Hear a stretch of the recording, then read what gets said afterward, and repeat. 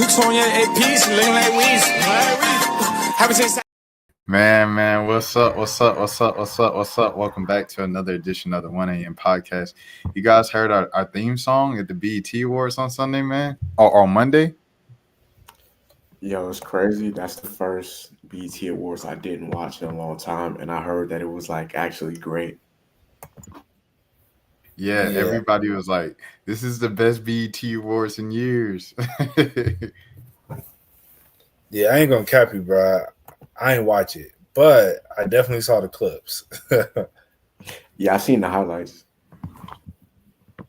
Yeah, man. So Playboy Carti performed, and first song he did was our theme song, man, like Wheezy. And it was pretty cool because it started off with the actual bend over sample from Rich Kids. And I was like, oh, man, like we hear School's voice at the BET Awards. Like that was pretty cool for me. And then having, obviously Swamp Izzo out there and him saying like Atlanta in the building, it just felt like, man, this is a very local thing broadcasted to an international stage. I just felt really proud, man. Shout out. Yes. I ain't even cut you, my bad, bro. No, I was gonna say it's crazy to because I seen a video pop up on my TikTok feed. It's kind of crazy to watch Rich Kids like resurface to a whole new generation now. It was one thing that made me mad. I seen what was his name? 1900 Rugrat or 1800 Rugrat? 1900, right? He remixed What's Up, and I was like, oh man, Playboy Carti done introduced Rich Kids to white people, and I was like, on one end, you happy that Rich Kids getting their flowers, Schoolie getting his flowers, but on the other end, it's like that was ours, like that was our thing, especially like specifically Atlanta. So like, I don't know. Hey man, 1900 Rugrat is just like Belly Gang Cushington. Well, Belly Gang Cushington, he's actually black. He's actually black. He's albino. Yeah, he got a black dad. I seen the picture. His dad is like actually black. Oh, okay. It's an awkward situation though. It's like logic where it's like if you didn't know his dad was black and he said the N-word, you'd be like, "Yo, what's going on, bro?" Did you? What you guys think of? I'll get right into it, bro. What you guys think of Kai knowing who Belly Gang was, albino Jeezy, but not knowing who Wale was? I'm sorry, that's not funny. I mean, for me personally, like, everybody's different. I know for me, okay, so Kai Cenat was born 2001, so like, he would be. I would say Wale was at his peak of popularity from like 2010 to like around that time, be like between the ages of 10 and 15. It's kind of hard for me to think that he wouldn't at least know who Wale was to an extent. Like, but the thing I just think he was just moving fast and probably didn't even recognize that. You know what I'm saying? Like he's streaming, he got a lot going on. He might not have known who that is, but like Wale was a pretty big artist at his peak of popularity. But he did it again. That's the thing. Like it's like, so okay, it's a one thing, right? When you moving. And he say, what you playing on the DS? Smash Bros. Oh, I'll beat you in Smash Bros. He get in the car, read his chat. It says Wale. He says, who's Wale? And he says, a rapper. And then he might say, oh, no hands. Or, oh, this and that. Well, the cameraman could have just said no hands. But he ends up saying Lotus Flower Bomb. And I still find it hard to believe that he didn't recognize him from that. But, you know what I mean? Like, I kind of get it a little more. Still, Wale came up to him again in the award show. You saw that clip. And then he said, yo, you made me look crazy outside earlier in that clip. It's going crazy on the internet right now. Kai was just like, oh, for real? Okay, bet, my boy. Well, Snoop, back to our conversation. Like, that was the second chance for Kai to redeem himself and be like, my bad, Wale. I love you, bro. You a legend, this and that. No hands. That was his chance to redeem himself, but he didn't. Kai 100% knows who Wale is, bro. Like, there's no chance he doesn't because it's like Wale is in the class of Drake and Cole and Kendrick. Like, it's the same class. So it's like, you know who Big Sean is. If you know who Big Sean is, you know who Wale is. Big Sean might be slightly bigger than Wale. Big Sean had a bigger song in 2014 up than Wale. 2011, 2012, they were about the same. I still feel like he clip farming on some of these. Just to be honest, because I'm like, bro, it's like, it's no way you don't know who. Because basically, like, he didn't even like pronounce his name right. He said Wally. Like, come on, bro. Like, you don't know Wale like at all, But like, and it was interesting because I don't know if you saw the other clips where it's like he didn't know who Giveon was, he didn't know who Robin Thicke was, and Ty Lil was like, bro, that's blah blah blah. Him and Ty Lil the same age. So it's just kind of crazy. It's like, bro, how do you not know nothing? Talib a little more. He an older soul though. Like you can tell because he the one that's always leading the charge and cleaning up and things of that sort. Yeah. Kai, it didn't fully surprise me because I've seen Kai before, and he legit do not know a lot of this stuff. Like I don't know what he was doing growing up. I don't know if he was just into video games and doing flips and stuff like that, and just listening to the mainstream stuff. That's might very well be what it was. But like, because with Kai, bro, he flips. That's Duke Dennis. But what I'm saying, skits and all that, Spider-Man, all those things. But Kai, like at the Grammys, he did it at the Grammys, and it wasn't as big of a deal, I guess, because it was Money Long. But Money Long came up to him at the Grammys and said, "Hey, thank you so much for playing my song on your stream. We just won a Grammy for it." This man Kai goes, "Oh, okay, all right, that's what's up." He said, "Well, keep grinding." I said, "Bro, you don't know." Like, and that was like the first moment where I was like, "Is he serious right now?" Like, he legit did not know. So it is a possibility he really didn't know who Wale was, bro. Because he been doing it for a little minute, where he like don't know people who are past the obvious folks. Like you guys saw, he didn't know who Marcus Houston was. Yeah, I mean, I'm not too surprised he didn't know who Marcus Houston was. Like, Yeah, I was about to say.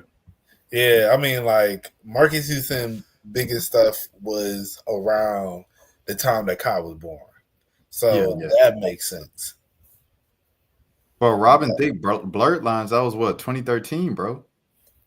Yeah, but yet again, like I could see a kid growing up from Brooklyn, and when you did say one thing that does make sense, he has always been like very into like video games and stuff like that. So he probably was just like not really into like all that music and stuff, and it was just like video games, what was popping, and the internet. Was just into the internet, and if these songs weren't being played on the internet, it's just like, all right, I don't know who this is, what this is. Yeah, but I mean, the Wale thing just still seems a little crazy. But I mean, I guess he just, I don't know, he'll be tapped in. It's like stuff like this though. Like, I don't know. This is why I think I get why they say he be having stylists for stuff now. Like, bro, he literally doesn't know nothing, bro. Like, nah, bro. The fact that this man be like shouting out Nino Pay, but he don't know who Wale is that's a bit suspect, bro. Yeah. But these are newer artists though, as far as like the underground. Like, I think, I don't know. I saw people talking about it earlier, and it kind of made sense. And we talked about this before, but like, we were kind of forced to know like the music that came before us because the only time you heard music was you riding in the car with your parents, or you watching MTV or BET or whatever, and they would play like even MTV Jams, like they would play random 90s, 80s music videos, even when they were playing like the newer stuff, you know what I mean, when we were growing up. So you kind of like over time you learn the older stuff. But for it, the only thing is Kai's not that much younger than us, so it's kind of hard for me. Kai 100%, like, and he hosts parties. He's at parties sometime. You know, he don't go out all the time. You know, he say he's not a party person. He doesn't do the after parties and things of that sort. But just being Kai Cenat, he's out and about at events. No Hands is played at every event. so you know what I'm saying? So like you've heard No Hands. Like, and he's probably heard in passing at some moment growing up, whether it's walking on the street past the bodega, you know, all the stuff that they have in New York. He's probably heard like a Lotus Flower Bloom or Poke It Out, Dub It Out. He's definitely heard Bad before. You know, exactly. Yeah. He's heard one of those songs before. Facts. So I mean, I'm starting to lean with Mo on this one, bro. But I mean, but like I said, I've seen bro for years. Like he's been doing this for years, not know obvious stuff. Like remember when Killer Mike won over Astro World, and he said, "Who is Killer Mike?" And I was like, that would sound crazy or whatever for someone his age, but it's also like you've been living in Atlanta since 2019, bro. Like Yeah. Killer Mike, Yeah, he that's a good performs at a Hawks game at least once a year, and he performs at a Falcons game at least once a year, and he's at every protest, and he's like the face of black activism in Atlanta, darn near. You know what I'm saying? Like you've seen Killer Mike before. Go ahead, Mo. I'm about to say, but I mean, Kai ain't not none of that stuff. Like, I'm never like I doubt he's tapped into like the streets of Atlanta, like to be doing any activist work out there.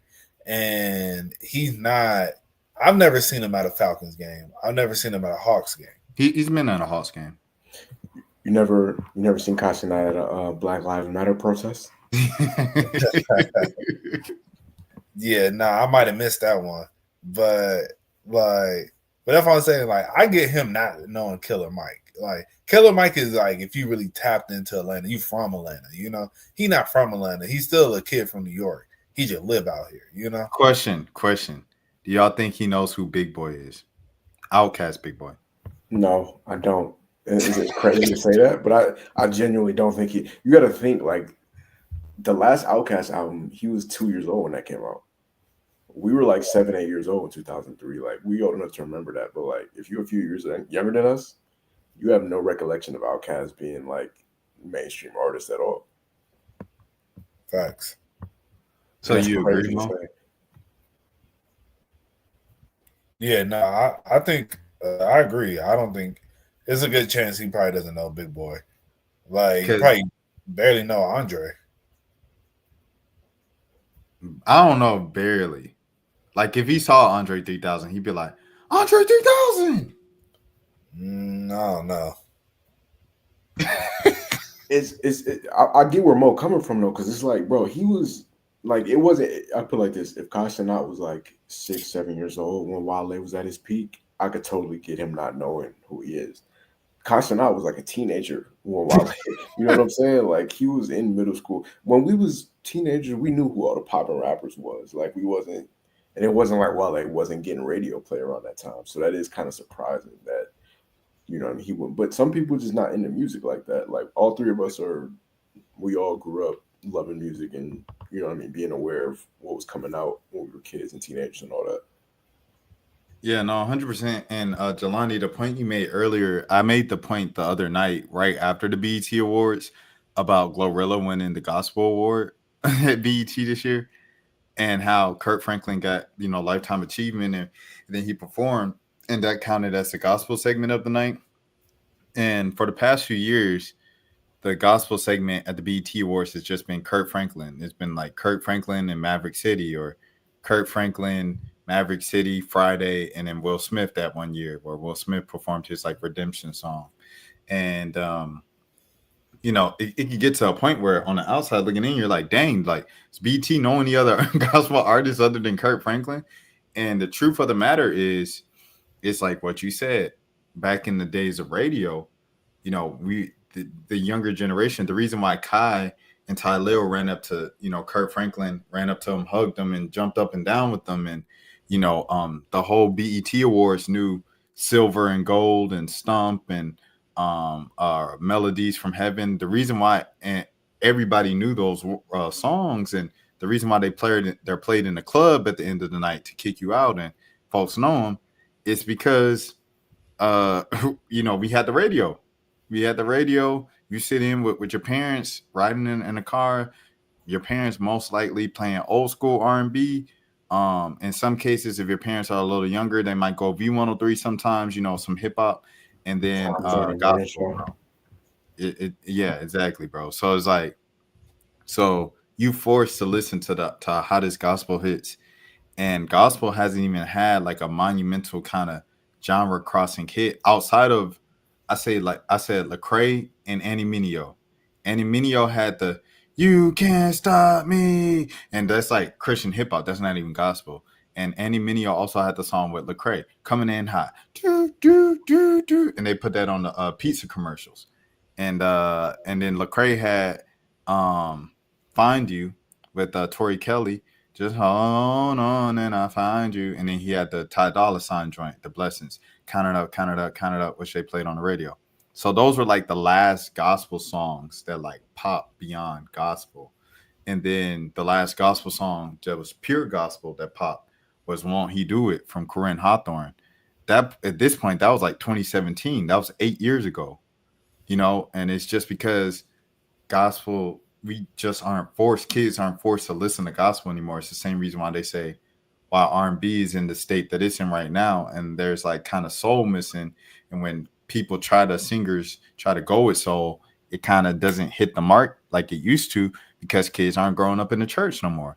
So it's like, I say all of this to say this as well.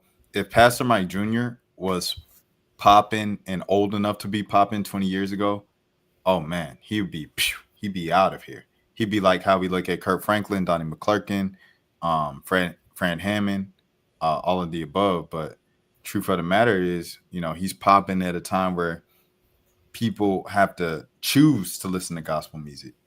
And I think all of this stuff just leads to Kurt Franklin consistently being booked as the gospel artist and Glorilla winning gospel album of the year and Donda being the number one gospel album for 2-3 years. No, Mary was getting played like on the radio, like on V103, like it was like they were like a real R&B group. You know what I mean? Like I think about certain songs from my childhood, like I feel like we've had a discussion before, but like certain songs like "We Fall Down But We Get Up," or like this. These are some of the first songs I even remember, like just being a little kid. You know what I'm saying? That's how big gospel was.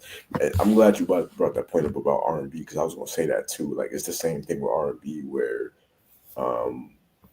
you kind of have to, if you're an R&B artist, you kind of have to be, unless you're like Summer Walker, you kind of have to make like, some sort of crossover music in order to do units right now. Like those days of Usher or like Mariah Carey doing like 10 million albums, like that's never happening ever again. Like SZA is not, she primarily does R&B, but a lot of her stuff is rock music and acoustic, like things like that. She has a lot of white girl fans, if you're being real, you know what I'm saying? Like you can't do those type of numbers. Summer Walker's the only one that like, besides like Chris Brown, who's been around for years, you know what I'm saying? Like she's the only newer R&B artist that does crazy numbers, that just does straight R&B for the most part. Facts. Yeah, I agree, man. I feel like they said like a lot of these and I really agree with what you said with like Pastor Mike Jr. I think he would be a lot bigger right now if it was like back in the day where, because of, the connection that especially like, I feel like the people now are trying to, with the gospel songs, like Pastor Mike Jr. makes like real gospel, but then it's like everybody kind of just want to hear more of like the hip hop gospel, and that's where I feel, I don't know, like personally, it's cool. Like, like we talked about that one song, Bibles Over Birkins. like songs like that where it's like trap gospel and stuff like that. But I don't know, man. It's just like we need to. People don't really be having that church in them no more, man.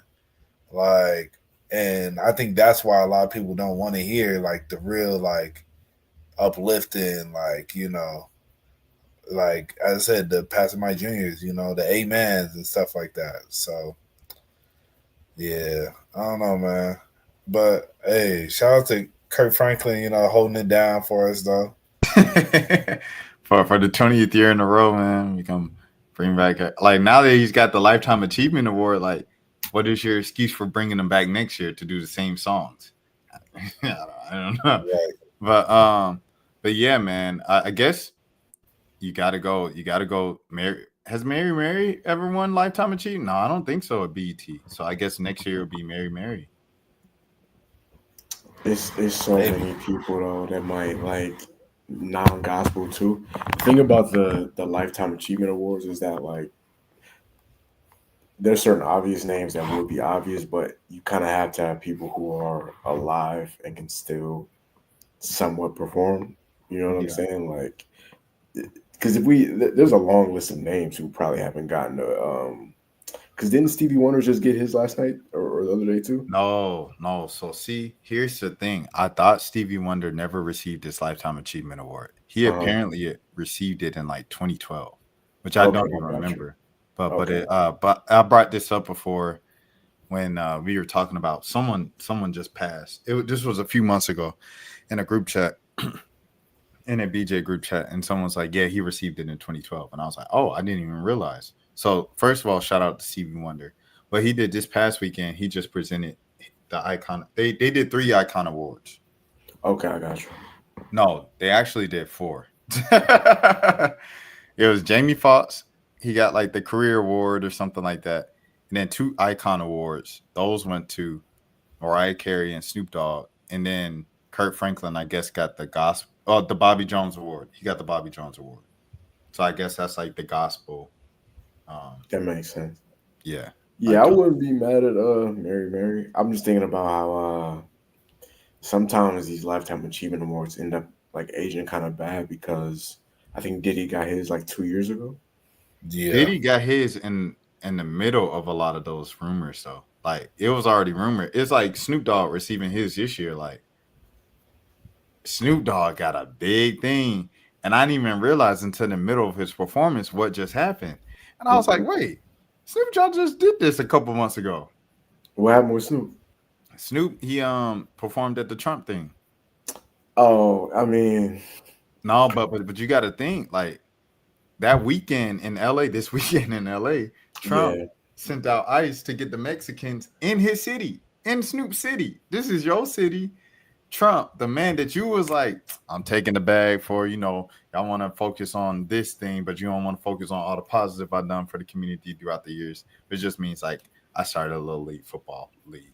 But yeah, I mean, you know what I'm saying? It's just crazy, bro. It's crazy. It's crazy timing. And he didn't even address it. Like the only one who spoke up on it, it was Jamie Foxx. He addressed it a little bit. And then Dolce, she attacked it head on. And salute to Dolce for that, for not being scared to and everything like that. Um, I like to receive y'all thoughts on that, on the like whole. Well, it ain't black celebrities' place to speak on Mexican rights and things of that sort. I know Mo really connected to the community. We all grew up in Marietta, so we all grew up with a bunch of Mexicans. So yeah, I just wanted to know y'all thoughts on that. On what exactly? On the is it? I said okay. So they honored Snoop Dogg with the Lifetime Achievement Award, right? Yeah. Snoop just took Trump money to perform at a Trump inauguration event in January. Ebro asked him about it when Snoop released his latest album, which was about last month, and Snoop pretty much just doubled down on his decision to perform for Trump.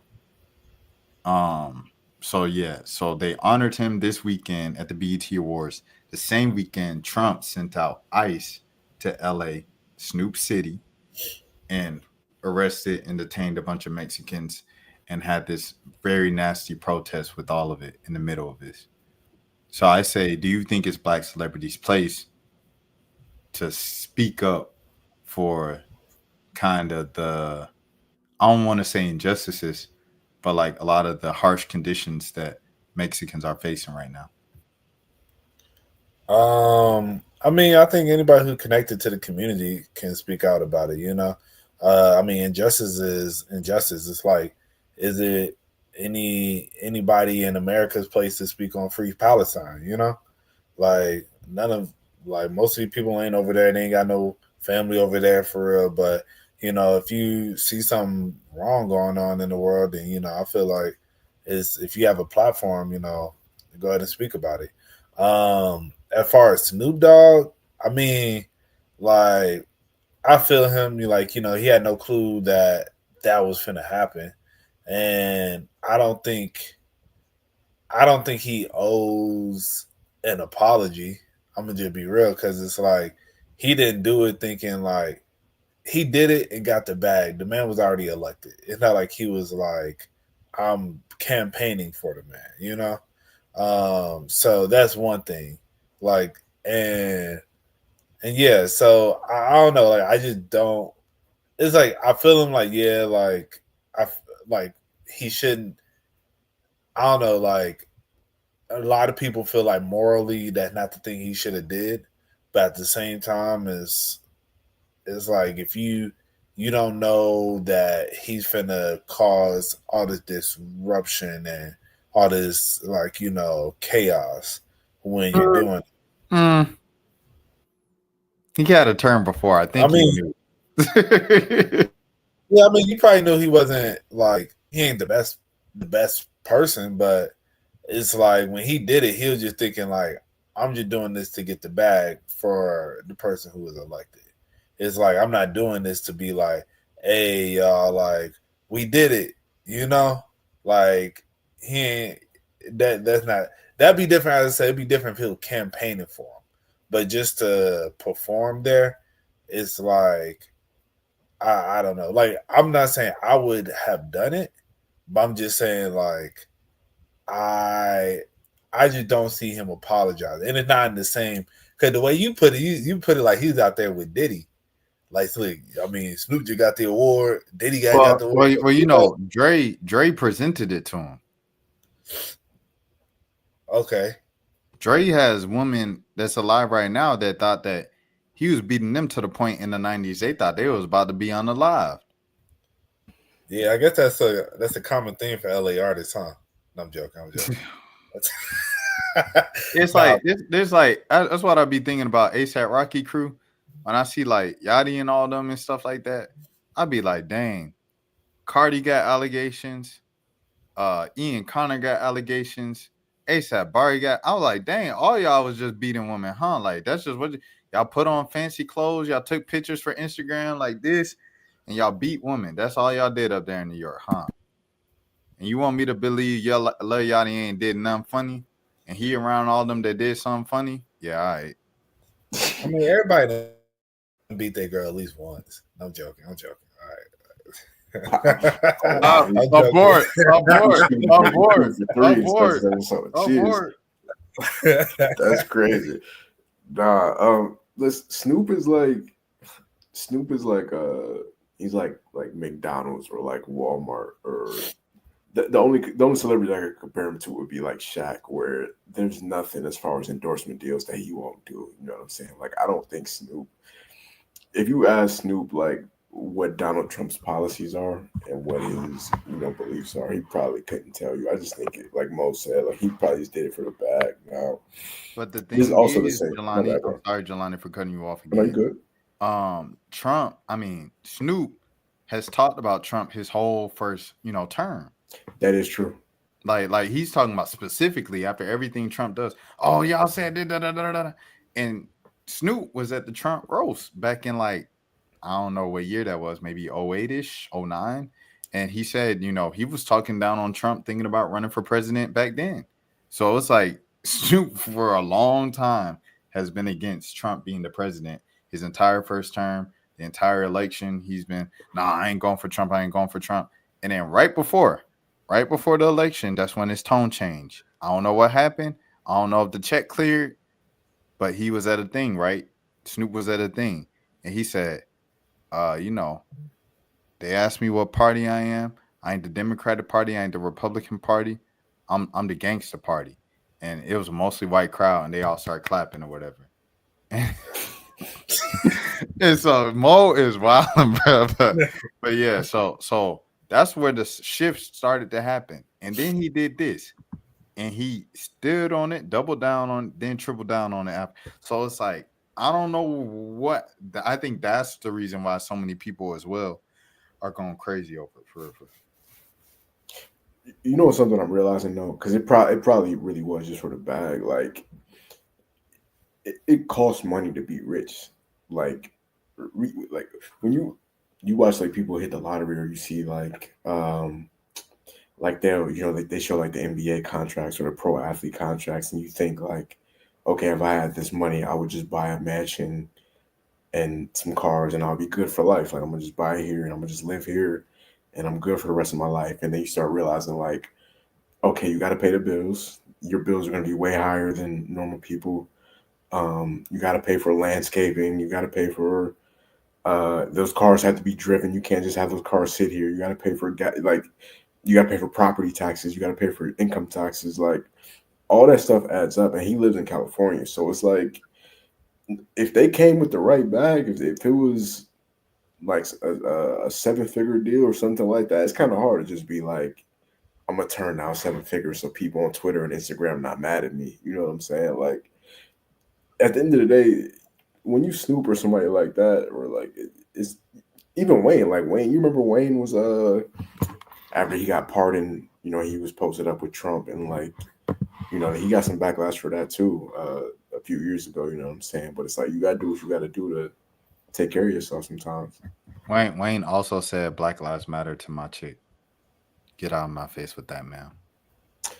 Wayne also said beat the you know what up like Emmett Till. That was also something that Wayne said. Yo, Wayne been cooning for a long time, bro. Did y'all play Carter 6? I didn't. I literally because it came out the same day as Lil Sims. So so I woke up in the morning, I had my flight. Oh, I gotta give you guys my recap of LA, bro.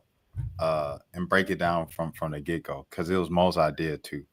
So but yeah, I listened to Lil Sims Friday morning, headed to the airport. And I saw everybody call Carter 6 trash. And then I seen the viral like beat that was made by the dude who made Hamilton, Lin-Manuel Miranda. I forgot his last name, but Miranda. Okay, Miranda. Yeah. Yeah. And I was like, oh, this is crazy. And then I seen the feature list when he had his son, both of his sons, and Lil Novi. I know he made that Playboy Cardi music. And I was like, I wonder how that's gonna sound. And it sounded like Wayne leaning more to his son's side than kind of having his son come over to his side. Yeah, I did not listen to the whole thing. Yeah, I heard a lot of bad reviews about it. But yeah, I'm gonna check it out. I mean, I'm going to a concert in Atlanta in September, so but I mean, I think they said it's supposed to be a celebration of all the Carters, so hopefully he just runs through the Carter 6 pretty quick. But yeah, I don't know. I mean, I'm gonna listen to it eventually, especially by the time I go see him perform. But yeah, I'm gonna get to it. I ain't too pressed to hop on that one. Do you listen to it? No. You know what's crazy? And I was just thinking about this while we were talking. Wayne is one of my top like 3 or 4 favorite rappers ever. I have not listened to a full Wayne album or even a full Wayne mixtape front to back since like Dedication 4. And that was like 2012. Now keep in mind, Wayne has verses that's 13 years where I was like, he smoked that. Like his verse on Tyler's album a couple years ago. He's had verses where where he's been smoking. So I don't think he's washed like just lyrically as a rapper, but I don't.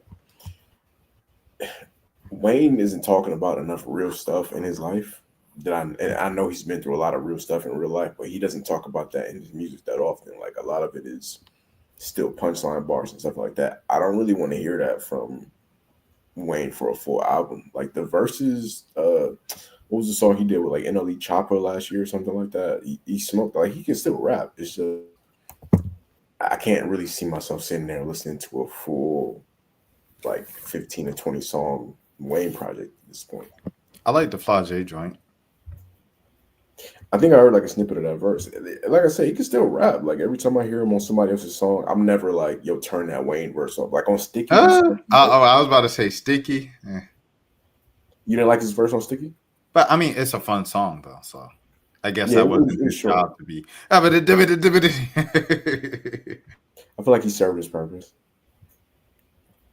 Yeah, I feel you. Like it's been a minute since I really tapped in, but I did listen to the whole Carter 5. I like the Carter 5. Like especially towards the end, like there's a few songs that like I still keep in rotation.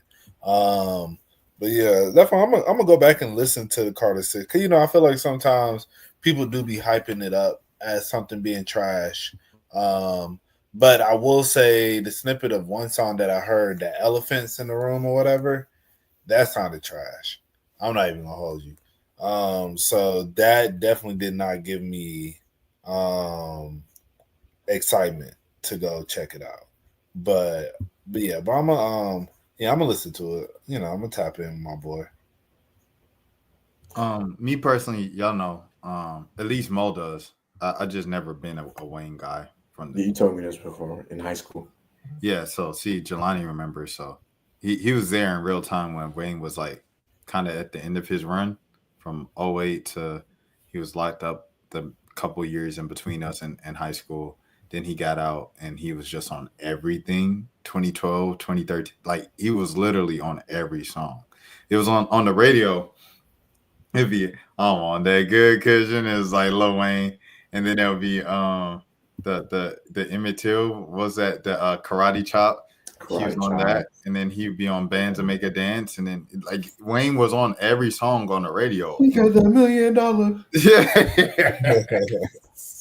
Wayne was on every song in 2012, 2013, bro. So I just was never a Wayne guy. Yeah. So I mean, like I'm not the best person to speak on his albums and stuff. Yeah, it's just I don't know, man. It's I tweeted about it the other day, like Ye, and it was around the same era, like that 07 to like 2010 era, like Ye and Wayne were like superheroes to me, bro. Around that time, like those dudes was really like the two coolest guys on earth to me. And Wayne, not so much as Ye, because he's not. Wayne just be out the way, bro. I'm not even mad at Wayne if his album is whack because I know he's not putting these albums together. Like Wayne stays in the studio all day. He records verses that whoever on his team says, "Yo, we got this beat right here. Rap on this." He records his verses all day, and he does that for year after year. And then eventually, I think his team just comes together and they pick certain songs out. Like, okay, we like these songs. We're gonna make an album out of this. I know Wayne is not putting his album together, so like, I'm not mad at him for that. But it is just kind of wild to watch, like, certain artists you saw at their peak of popularity kind of become not irrelevant on the main, because he still did 110,000 first week, just great numbers. But like compared to when we was kids and he was doing 1 million first week, it's just kind of wild to watch your favorite artists get older, Fact. I just watched Tyrese Halliburton airball a floater in the final minute of an NBA Finals game. Tyrese Halliburton has had a game where he only had like 8 points in the Eastern Conference Finals. He had 8 points going into the fourth quarter of game one. Finished with 14 points on like 21 shots. Yeah. People just ignore it and say like he's the superstar, he's the face of the league, because they're winning. Hello, Pascal Siakam, Miles Turner, Obi Toppin, Benedict Mathurin.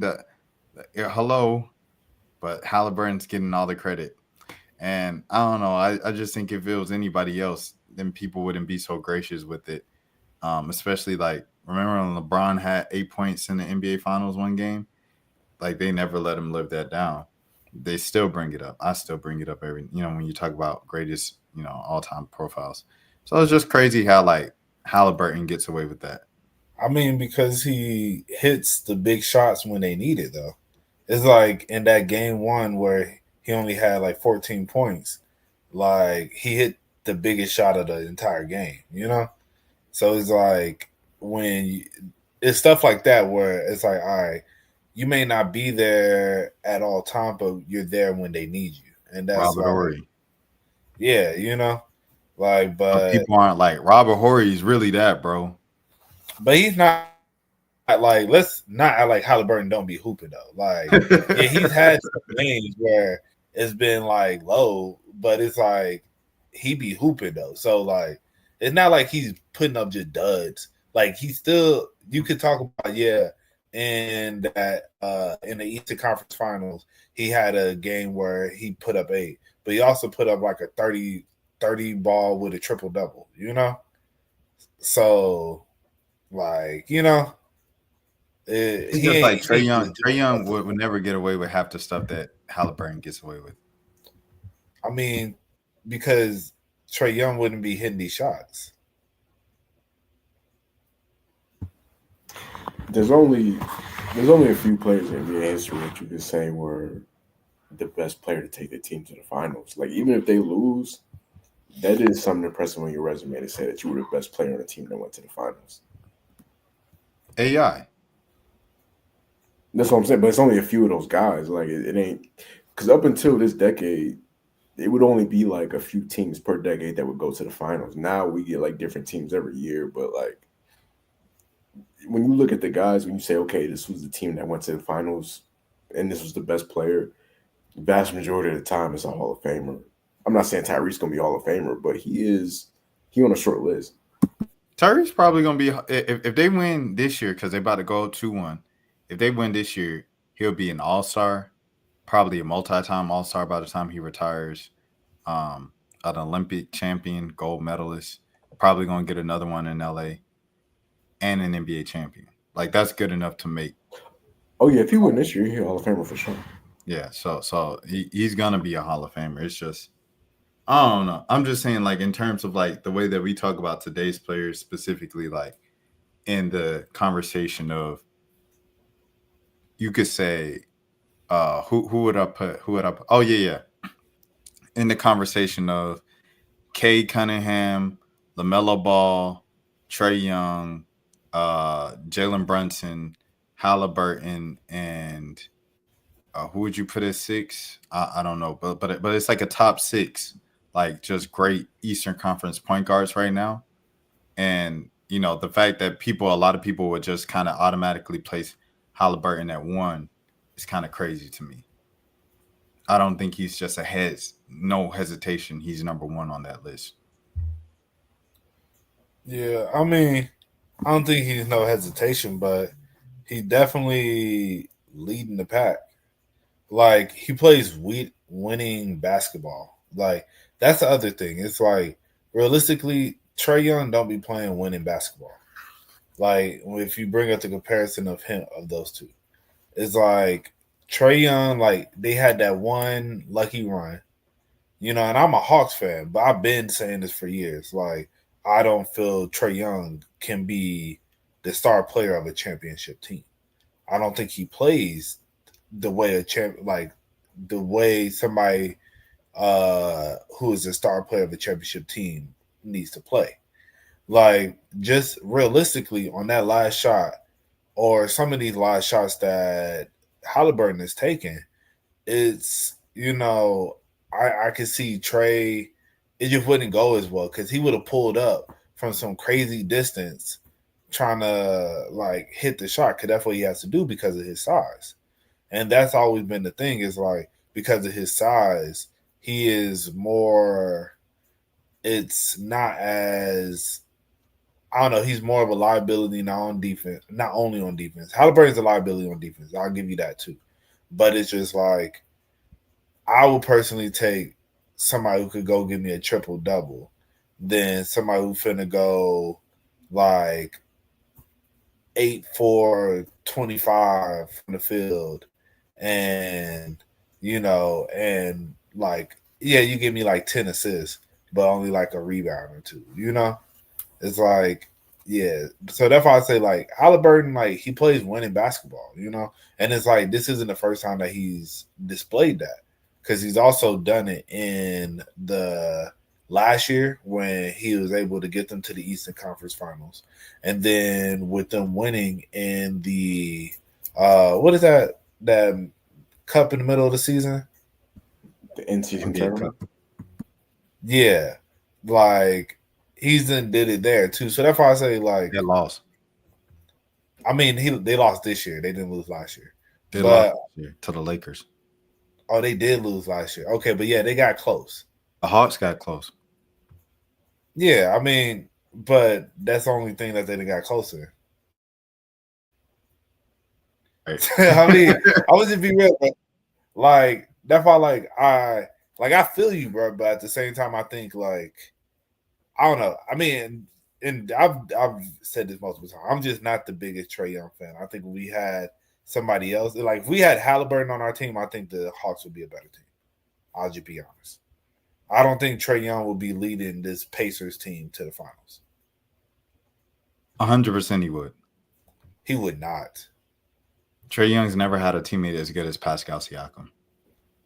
I mean, That's very debatable. Yeah, like I feel like Pascal is solid. Like let's not act like Pascal is like Pascal's an NBA champion and an NBA All-Star, multi-time All-Star. This is about to be his second championship if they win. Yeah, he was the Eastern Conference Finals MVP. Like people have to acknowledge Pascal Siakam is better than what people give him credit for. Do you think he's better than DeJounte Murray? Yes. Okay. Then DeJounte Murray when he was on the Hawks. I'll give you that. If we say pre-surgery San Antonio Spurs DeJounte Murray, I think that's where it gets debatable. But Hawks DeJounte Murray, yes, because it just wasn't a good fit. I thought my bad, bro. No, go ahead. No, I really thought like when the Hawks got DeJounte, I really thought that was going to be like not a championship duo, but I thought that they were going to have more success than what they had. Same, because DeJounte has shooting guard size, but he's still a point guard at heart, and it showed in the way they played. So it's like you have 2 point guards out there; they just never meshed. But yeah, I pulled this up. It's game 1 of the Eastern Conference Finals on the road against the number 1 seed. Trae Young had 48 points, 7 rebounds, 11 assists on 17 of 34 shooting in 41 minutes, and he threw a ball off the backboard. Alley-oop that ball out the backboard game 1 and then shimmied on their logo before draining it. The same player, and they would have went to the finals if he didn't back it up into the ref's foot. They were up 2-1 and they were up by like 15 points in the second half. He steps on the ref's foot. He goes out for the game. He comes back later in the series, hobbling. He's not 100%. It's a loss clause at that point.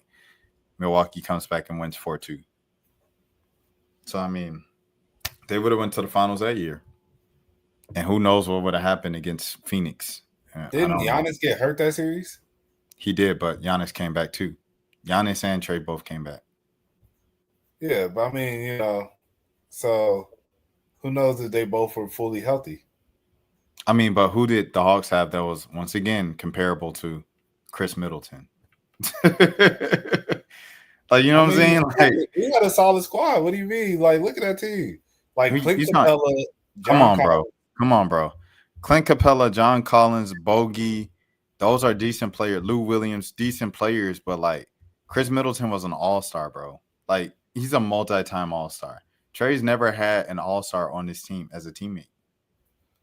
Man, so you putting a little too much credit on some of these people, man. Chris Middleton is solid. He's solid. You feel me? But he also plays with Giannis. Like, he did play with Giannis. Like, let's keep it a buck. Did play with Giannis. He got traded. Yeah, definitely. Yes, but that's what I was saying. Like, and now that he got traded, what is he doing? Well, he only played like half a season. He only played 14 games with Washington, so that don't really count in my opinion. And what was his numbers? 10 points a game. But we talking about 2020, 2021. From 2019 to 2022, he averaged 20 points a game. That's the Chris Middleton that Milwaukee had once Giannis went out versus the Hawks had John Collins, question mark, is their second best player at that time. You know what I'm saying? So it's like Trey he's never had a shot like a Halliburton has had or even a Brunson has had. And they both have gone as far. Him and Brunson have gone just as far. But like, just imagine if Trae Young had a cat, if he had a, you know what I'm saying, just an all-star teammate to give it a fair shot. I think he'll be on another team by 2030. Yeah, we'll see. I mean, I don't want him to. I like Trae. I respect Trae Young just for the fact that he like embraced Atlanta and the culture of it. I don't want him to go to another team, but it's just I do think eventually if they haven't reached at least another conference finals by 2029, I do think that the Hawks start to look around like, even if you are a great player, maybe we need to just blow this up and start over at this point, because by that point, he'll have been here for 10, 11 years. Yeah, to be honest, so I feel like in a place like Atlanta, it's like I think it's certain franchises that kind of need to look at it like the Indiana Pacers, the Dallas Mavericks with Dirk, Indiana Pacers with Reggie Miller. Like, you need to look at it like, okay, where we are, there's a good chance that we might not win a championship in this 20-year span. Why not? In the perfect world, of course. And it is in the perfect world. But why not just hold on to Trey for 20 years? Trey probably, and pitch it to Trey like, if you go to another team and you win a championship, it's not going to be the same as if you won it in Atlanta. I think Trey and the Hawks should, kind of work this thing out to where Trey say it's kind of like Dame. I think you don't even have to look at that. Look at Dame, bro. Dame gets his wish of getting traded because he doesn't like the direction that Portland's going. And he'll bounce around from team to team the last couple of years of his career, battling injuries and just getting older. If he ever breaks through and gets to a team that wins a championship, he'll be like, oh, man, finally. Well, people aren't going to give him, what it would have been if he just would have. Because at the point he was 10, 11 years in Portland saying, I'm staying loyal and all that, bro, you might as well just stay for 20 years, bro, and just retire. You would have been, you still Portland Trailblazers legend. So it's the same thing with Trey. Like, Trey, at this point, you might as well just stay 20 years with the Hawks. Get you a statue after you retire. Just be a Hawks legend. Like, Neek never won a ring, but Neek is, like, bigger than life in Atlanta. You know what I'm saying? So it's like, I think that's what Trey should really just be going for. And the franchise should be going for, to have another guy like a Dominique, because they haven't had a Dominique since Dominique. That was 30 years ago, so 40 years ago now. So you can use a Trey Young. That's the problem with Atlanta, bro. We so good. We okay with mediocrity, bro. Like, that's the problem with the Hawks, bro.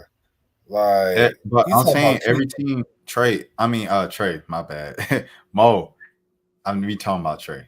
Every team isn't going to win the champ. Like, the Grizzlies probably aren't going to win the championship, bro. Like, you know what I'm saying? Like, in the 20-year span, the Grizzlies might never win a championship. That doesn't make it the Grizzlies a failure of a franchise. I mean, but like, let's be real. The Grizzlies are making the playoffs. Like, we just going to stay a play-in team? No. I mean, but you got to look at what the roster is, bro. Like, you got to give them something to work with, bro. Like, so far, Jalen Johnson is the closest thing to an all-star on the team. Jalen Johnson can stay healthy for 60 games in the season. It's like, who trying to come play with Trey? I don't think a lot of people just like Trey. I think Trey just messed. And I think a lot of it was Trey's doing. A lot of politicking. The reason why he doesn't get on All-NBA. The reason why he don't get on Team USA. The reason why he doesn't get in All-Star until somebody gets hurt. A lot of people, he just rubs people the wrong way. A lot of, I don't know, behind the scenes stuff, or I don't know. I think they see his Like, I'm gonna just keep it a buck with you. The boy shoots some bad shots. Like, he's been like, and that's just to keep it 100, bro. He'll come down and pull some BS, and you'll be like, bruh, we did not need that right there. We need a good solid possession. It's You ever seen like, Luka play though? Luka plays the same yeah, way. but Luka will get you like, it's different, bro. Luka go hit it, and it's like, I seen but Luka hit the side of the backboard on some crazy pull-ups, bro. but Like okay, so him and Trey is literally like the same game. Luka just taller. I agree with that to an extent. Yeah, I give you that. Luka do be throwing us some crazy stuff, but Luka then will be like, all right, let me lock in and then go to the paint.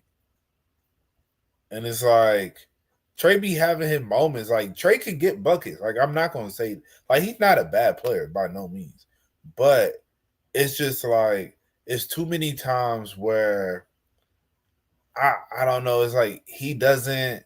And I think the thing is, Luka would throw some crazy shots, but it don't be like the most critical moments. I feel like I've like seen Trey where it's just like, all right, we trying to make this run, like we inching back, and then now he like, yeah, this is what they need. They need a logo 3 right now. This is what we need, And it's like, bruh, no, like, just go get a bucket. You feel me? And that's the thing. It's like with a lot of his teammates. I remember you'll see his teammates be like, bro, like, what are you doing? That's why him and John Collins didn't get along, because it'll be like, yo, we needed a better possession here, but that's not what happened. And I think that's how a lot of people feel about him. That's why, like, his trade market, when they were looking to trade him, it was very slim. It was pretty much Lakers or bust. And it's like, if one, because of contract, and two, like, not a lot of teams are like, we don't need that over here. Like, yeah, So that's what I'm saying. It's like, and that's also the thing with different between him and Halliburton. Halliburton is more like he's okay with just getting 14 points and getting like 8 assists, and just being a critical player to the team. You feel me? Making sure everybody gets involved, make sure everybody gets what they need. Like, and that's more of the winning basketball that an NBA team would be looking for, as opposed to, I said, Trey, man, like, he be out there, he looking for the glory, man. And so he probably will mess around and stay here in Atlanta for another 20 years and just, rock it out. I don't think Trey wants to be the scorer though. Like I honestly don't, because at the beginning of the season when Jalen was healthy and they made Jalen the primary scorer, the number one option to score, that's when Trey played the best basketball of his career. His scoring average went down a little bit, but the Hawks were winning. That's when they made that run in the NBA Cup, and things were just looking up for the Hawks. Is when Trey became a pass first guy and shooter second, scorer second. And he said the whole time since college that he likes distributing the ball more than he likes scoring. It's just, if you look at the Hawks personnel, like, what do when you get the ball to George Niang and he throw the ball over the basket? Of course, the next possession you're gonna get it. And look at Niang be like this, and you're gonna pull up from and do. Of course, you're gonna do that. You do the same thing. Terrence, man, dribbling the ball, spinning and throw it out of bounds. That's all Cam Reddish did for 3 years. He just get the ball, drive, and then spin and then throw the ball out of bounds. Yeah, I feel you, man. Like, I don't know. Like I said, maybe, I think a change personally would be good for Atlanta, for him and Atlanta. But I mean, as you said, like, we'll see what they want to do. Because if you can't trade him, I think next time, come for a contract. I mean, shoot, they got him on a contract until what, about 2029, right? Yeah. Yeah, so it probably gonna go the way that Jelani said, man. 2030, we'll figure something out. So just, fasten your seatbelts. 100%. So, okay. So now since we're an hour in, I don't want to go any further without telling the LA recap and things of that sort. So I'll try to keep it as precise as possible, but we'll see what happens. All right, so this is what happened. So Mo was the one I was trying to make a decision. I bought my plane ticket to go to LA a month, like in April, and it was affordable because I got my ticket back on like Tuesday night. You know what I'm saying? Like the last flight out of LA coming into Atlanta Tuesday night. So the flight was like $200. It was pretty affordable. But I put the refund thing on it, like the $30 insurance. So I'm still trying to decide last second if I should go to LA for the BT weekend. I don't have credentials. I don't have, pretty much anything. So I asked Mo. He says, bro, go ahead, because you just never know who you're gonna meet, what rooms you might be in, this and that. I said, all right, bet. And then, pretty much YOLO. So I went out and I did it. And so I get to LA and it was a good weekend. I'm trying to think of stuff that happened in order and everything like that. But essentially, I got a lot of interviews. I still got a lot of content. I made my yeah. So going out to LA, I told one of my homegirls or whatever up in New York.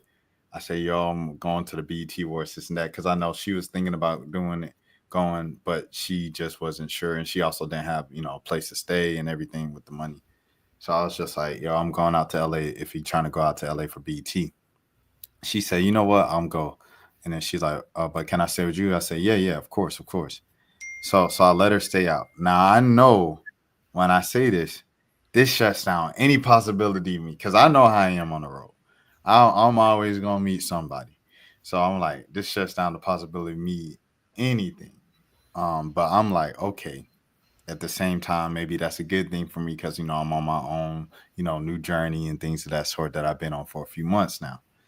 So man, so I go out there and she gets there later in the first day and stuff like that. But for the most part, we kind of doing our separate things.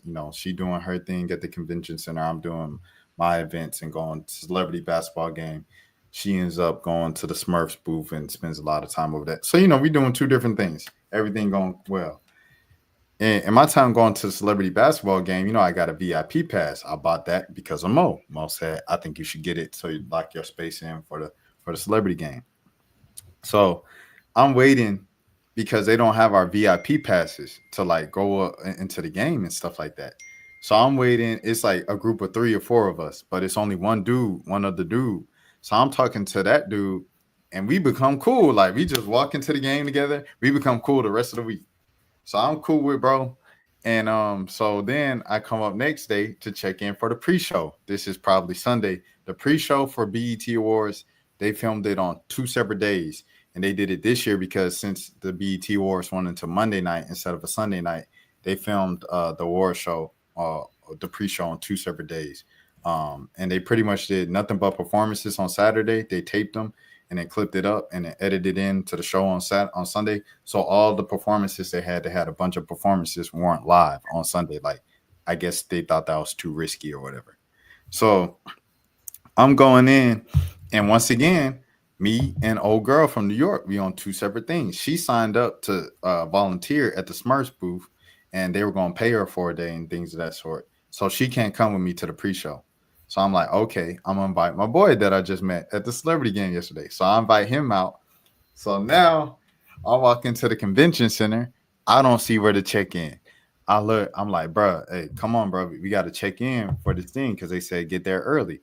He said, okay, bet. I'm leaving 106 and Park now. So he leave 106. While I'm waiting for him, I see some girls in dresses. I say, oh, y'all looking for the check-in? They say, yeah. So I started making conversation with them. They cool. And my boy finally come down. So I introduced him to them. They introduced themselves and stuff like that. We split off into a 2-man. So now I'm like, oh, we talking now. We do the pre-show all day, filming all day. And like we kicking it. And it was like, it's going smooth. We get our phones back. First thing I do to mine, I get her number and things of that sort, man. So everything is rocking well, man. And I'm like, man, this is a pretty good trip. And I'm like, and old girl that came down from New York, she's doing her own thing. So that's cool. You know what I'm saying? ISO. Man, so we get to the next day, bruh, for the next pre-show recording. Girl from New York, she said, I'm not going to the pre-show because I just want to focus on getting to the main show. I said, cool, bet. We still here. Man, this girl wake up and she say, yeah, I'm gonna try to go to both because I want to see Layla because you keep talking about Layla like she just like so great. And I'm like, oh my goodness. I said, I don't know how I'm gonna pull this off, but I'm gonna pull it off. So I told her, I said, yeah, we got a whole group. So there's a couple girls and it's, me and my boy. And she said, oh, so I'm gonna be third wheeling. And I said, and she's like, oh, I'm just joking, but I'm gonna be third wheeling. Okay, bet. Bro, when I tell you this girl pulled up, she played some defense on me. No. Bruh, she was on me like, cause she popped up like late, like, I'm waiting for my girl or whatever. They come in. So my girl come in and then I let her check in and I say, you want to eat? And then I said, hey, can we eat and then come back? And then just go with the next group out to the stage. And they say, yeah. So we walked to the little thing on the little LA Live strip and she stopped by the little pizza place. So she ordered a little pizza. And you know what I do, you know what I'm saying? Tricky. $15. Ain't none. Oh, thank you, Rashad. So like we connecting. She real, happy that I paid for the little $15 for the pizza. Well, not the pizza. She got a sandwich from the pizza place. So she eat that. Then she put the rest in her bag. She said, I can't waste food. I said, you my type of people. Anyways, we head back to the thing. Everything going well. We line up to walk to the stage. Boy, the coast is clear. We talking the whole time walking to the stage. We wait in line outside the little security gate to get in. And that's when my homegirl from New York popped back up. And when she popped back up, she is like loud that she with me. Oh, how you doing? She hugged me, high fived me, the whole nine. She like, oh yeah, I just came back from Starbucks. I got you a fruit cup because I know you can't eat until 12. Like she breaking down the whole thing. I said, oh, I appreciate that. And then meanwhile, my girl, she not even turning around at this point. She not even looking. I'm like, oh man, it's a little distance now. And I was trying to figure out how I was gonna pull off this, you know what I'm saying, this little mission. So, she just sticking to me like glue, New York girl. We get through the little gate, we go to the stage, she's still sticking with me. At this point, homegirl, she like separated from us. So I'm like, dang, all right. And then so then she was talking to somebody else, New York, and they say, what they say, they were like, you came here by yourself? And she said, nah, I came here with my bud, my pal. And then she like, my arm is out like this. She hooks her arm into my arm and then like leans into me and like, yeah, I'm here. Bro, it was bad. It was bad. Mm. She eventually left after Layla performed. So she eventually left to try to get into the main show by herself. And then my boy, he was like, yo, like Bianca was his girl. He said, yeah, she was like, that's kind of wild. It's a wild look of his, like because the old girl thought that she was, they was vibing. And I was like, man, she really played top tier defense, bro, and made me look crazy because it's like out of nowhere, this girl coming hugging up on me and all on my arm. And yeah, so but this girl's like perfect, like for me, I guess, and things of that sort. So I'm like, I'm still texting her and stuff like that, but it's kind of tough to come back from a moment like that, bro. So you never recovered that night. You never bounced back that night. That night, it was like, okay, oh man, I'm glad you asked that because I thought that was the end of the story. No. So so pre-show ends, we trying to get into the show, and how do I say this? I've got into the BET Awards without a ticket, but with a credential. So I'm like, I know you can get in without having a direct ticket. Like as long as you have something that's related to BET Awards, some security, especially if you by yourself and you just go kind of fast and things of that sort. So yeah, we going as a group though. And the boy, my homeboy, whatever, he ends up getting a ticket from a lady that work at BET because he knows her.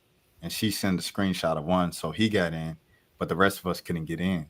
So when we got turned around, we trying to figure out a new move. Everybody's hungry because we've been at the pre-show all day. I said, why not we go to Yard House? And then so homegirl was my girl was with it. She was like, yeah. But his girl, the dude who got in, she went with it. So she was like, she gonna go. I said, oh, this even better. One-on-one, I get a chance to redeem myself. Yard House, let's do it. So she said, oh yeah, Yard House really close to here. I know, because I went to Yard House after BT like a couple years ago and things of that sort. And that's where I met Kalani Rogers, side note. So that's the plan, bruh. This is the plan. We about to go to Yard. We about to drop her off, and we going to go to Yard House. So then she says, you know what? I'm actually cold. I want to go home. I said, oh, you can have my jacket. Hey, I did my jacket over there. Hey, you can have my jacket, no problem. She said, oh, no, I don't want to wear your jacket. Honestly, it's just been a long day. I'm just tired, I'm just going to go home. I got to wake up in the morning. I got stuff to do, because she's from LA. So this isn't like a trip or something special to her. This is just another weekend in LA. Because when she was waiting for her Uber, I was sitting out there with her, and I was like, "Are you ready to go back to regular life on tomorrow?" And she said, "This is regular life for me. I live out here. Like we have events all the time." So yeah, that's how it went, bro. That's how it went. Dang. Yeah. That's whack. I feel bad for you right now. But that was on me though. That was self-imposed. Because if I never would have if I never would have said, "Hey, I decided to go to BET," this never would have been the thing. If I just would have like betted on myself fully to go out there solo dolo, no people, and I'm gonna just bet on myself to meet someone out there. Well, which I probably knew would happen just because it's happened so many times with my old job. But I also didn't want to just be like, you know what I'm saying, worry about babies on the road and stuff like that. Right. But yeah, that's what happened. Yeah, no, that's. Whew. And then you start thinking about because like I said, the situation when you was talking about the Yard House, like that would have been perfect right there. Like if you out there in LA, like you know what I mean. You got an ISO situation, like you could, maybe she probably felt like that because her homegirl, like she didn't want to separate from her homegirl, or whatever. But look, they didn't even know each other. Oh, for real? We thought, because me and old boy, we thought they already knew each other because they were together and they were talking and stuff. Bruh, they just met each other that day. It's just like how me and him met each other the day before. It was really like streamer university, low key. But yeah. I definitely want to go back next year because that was fun.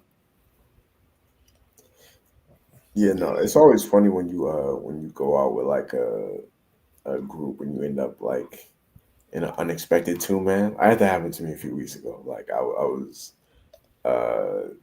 I ended up in a situation where originally I was talking to one, and then she was feeling my homeboy more than me, so we ended up having to like, as they say now, pass the ball. I had to pass the ball and find somebody else to shoot with, which I did. But like, I definitely think I don't know. I don't know how much longer I want to be out here in those type of situations, like in my 30s. Yeah. Nah, I feel you on that, man. Y'all see me out here in the corner? Yeah. That's me. And that's Shorty? That's Shorty. Dang. Wait, hold on. Where's she at? That's her right there? Yeah, and this was me right here. Oh, wow. Yeah. You was right. No, she was. Yeah, I mean, but you said you still texting her, right? Yeah. Mm-hmm. Is it like a warm response? Usually, but like, I did just hit the conversation kind of stalled a little bit, and then I went to the, "You have any siblings?" Oh man. Well, you know what I mean. So it got to that point where it's like you reaching for stuff. You reaching. You know what I'm saying? Right. You might have to throw that the Hail Mary fly out if you know what I mean. I did. I threw a Hail Mary, but before I boarded the plane. What was the Hail Mary? It was thank you for letting me into your city. Oh man, you talking to her like What'd she's you whack say? 100? Like, What did you that's say, bro? great. I said, yo, I appreciate your energy. You know, you was one of the more genuine people.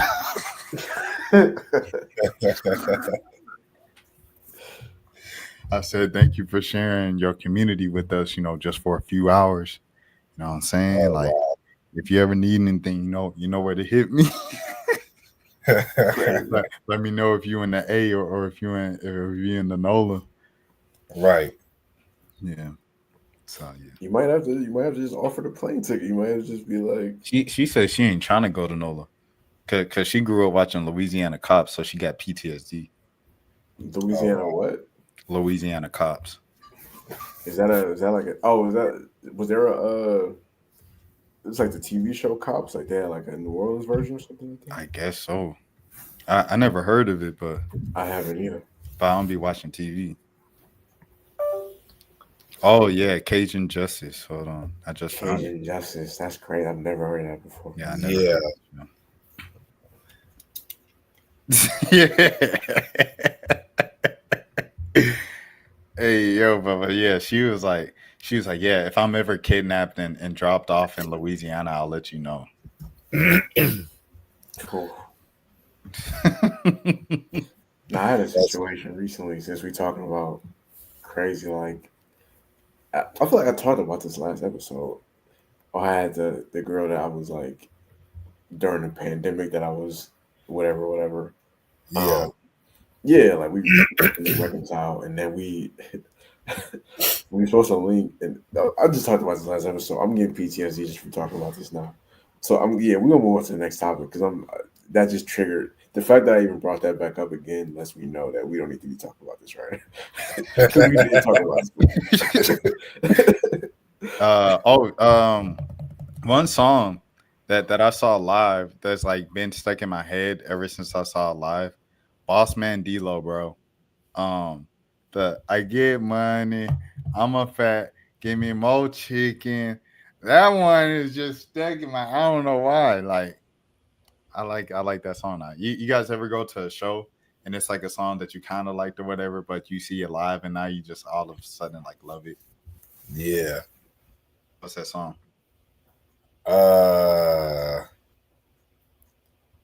I'm trying to think of which one exactly because I've definitely had those moments, but I'm trying to think what was the concert that I went to that really just made me a fan of.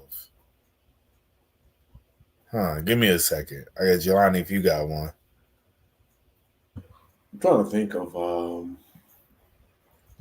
I don't know if it's one that I saw like live myself. It's probably like live performances I've seen of certain songs that um maybe like on TV and stuff like that where I've seen like sometimes you watch a live performance of a song and that live performance is like I think about Rest in Peace Mac Miller, like the version of I forget what the name of that video was, but he had a song that came out in like 2013. I'm gonna look it up now. But that live version was so much better than what the album version was. But I can't think of one that I saw in real life that made me like the song.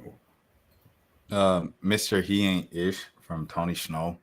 I saw him perform it live at a show, and like people were singing it, and I just like the unique like bounce to it because it was like just an unconventional flow, and the beat was cool. Shout out to Cash Cash, my guy. But Cash Cash just made a cool beat, and I was like, let me check out this song a little more, and I like fell in love with that song after I saw it live. Go ahead, Jelani. Yeah, Objects in the Mirror. Objects in the Mirror. That was the Mac Miller song. That the live version. I thought But that yeah, was the dang name of the album. nah. The name of the album was Watching TV with the Sound Off. You right. Yeah, that was the one that came out the same day as I think it was like Yeezus and J. Cole's album came out all that same day. Yeah, same day. Yeah. That was a crazy day. South to West by Gunna. Is that the I'm an inventor, have an infinity, I'm an inventor, I'm an inventor. I have no clue what you were singing. Because DDG did the exact same flow on he got this song called Maybach Curtains. And I just thought I was like, dang, why does nobody talk about this DDG song? And then I heard like South to West from Gunna, and it's the same flow. And I was like, oh, I guess that's why this DDG song didn't do that well. Yeah, it's the song here like E. Like, yeah. So that's the thing that stood out. I mean, Gunna flow is pretty much the same on every song.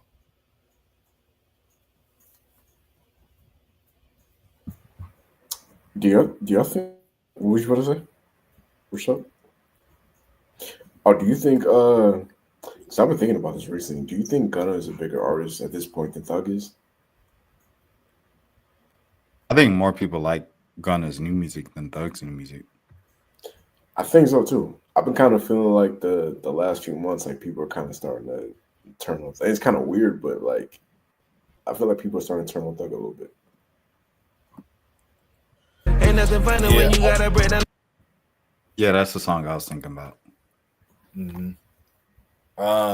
Yeah, I think like, but I mean, I do think it's also like Gunna had like a year and a half, 2 years to continue to grow his fan base, while Thug, like, it's he still has the allure about him, but it's just like, he ain't really dropped nothing recently.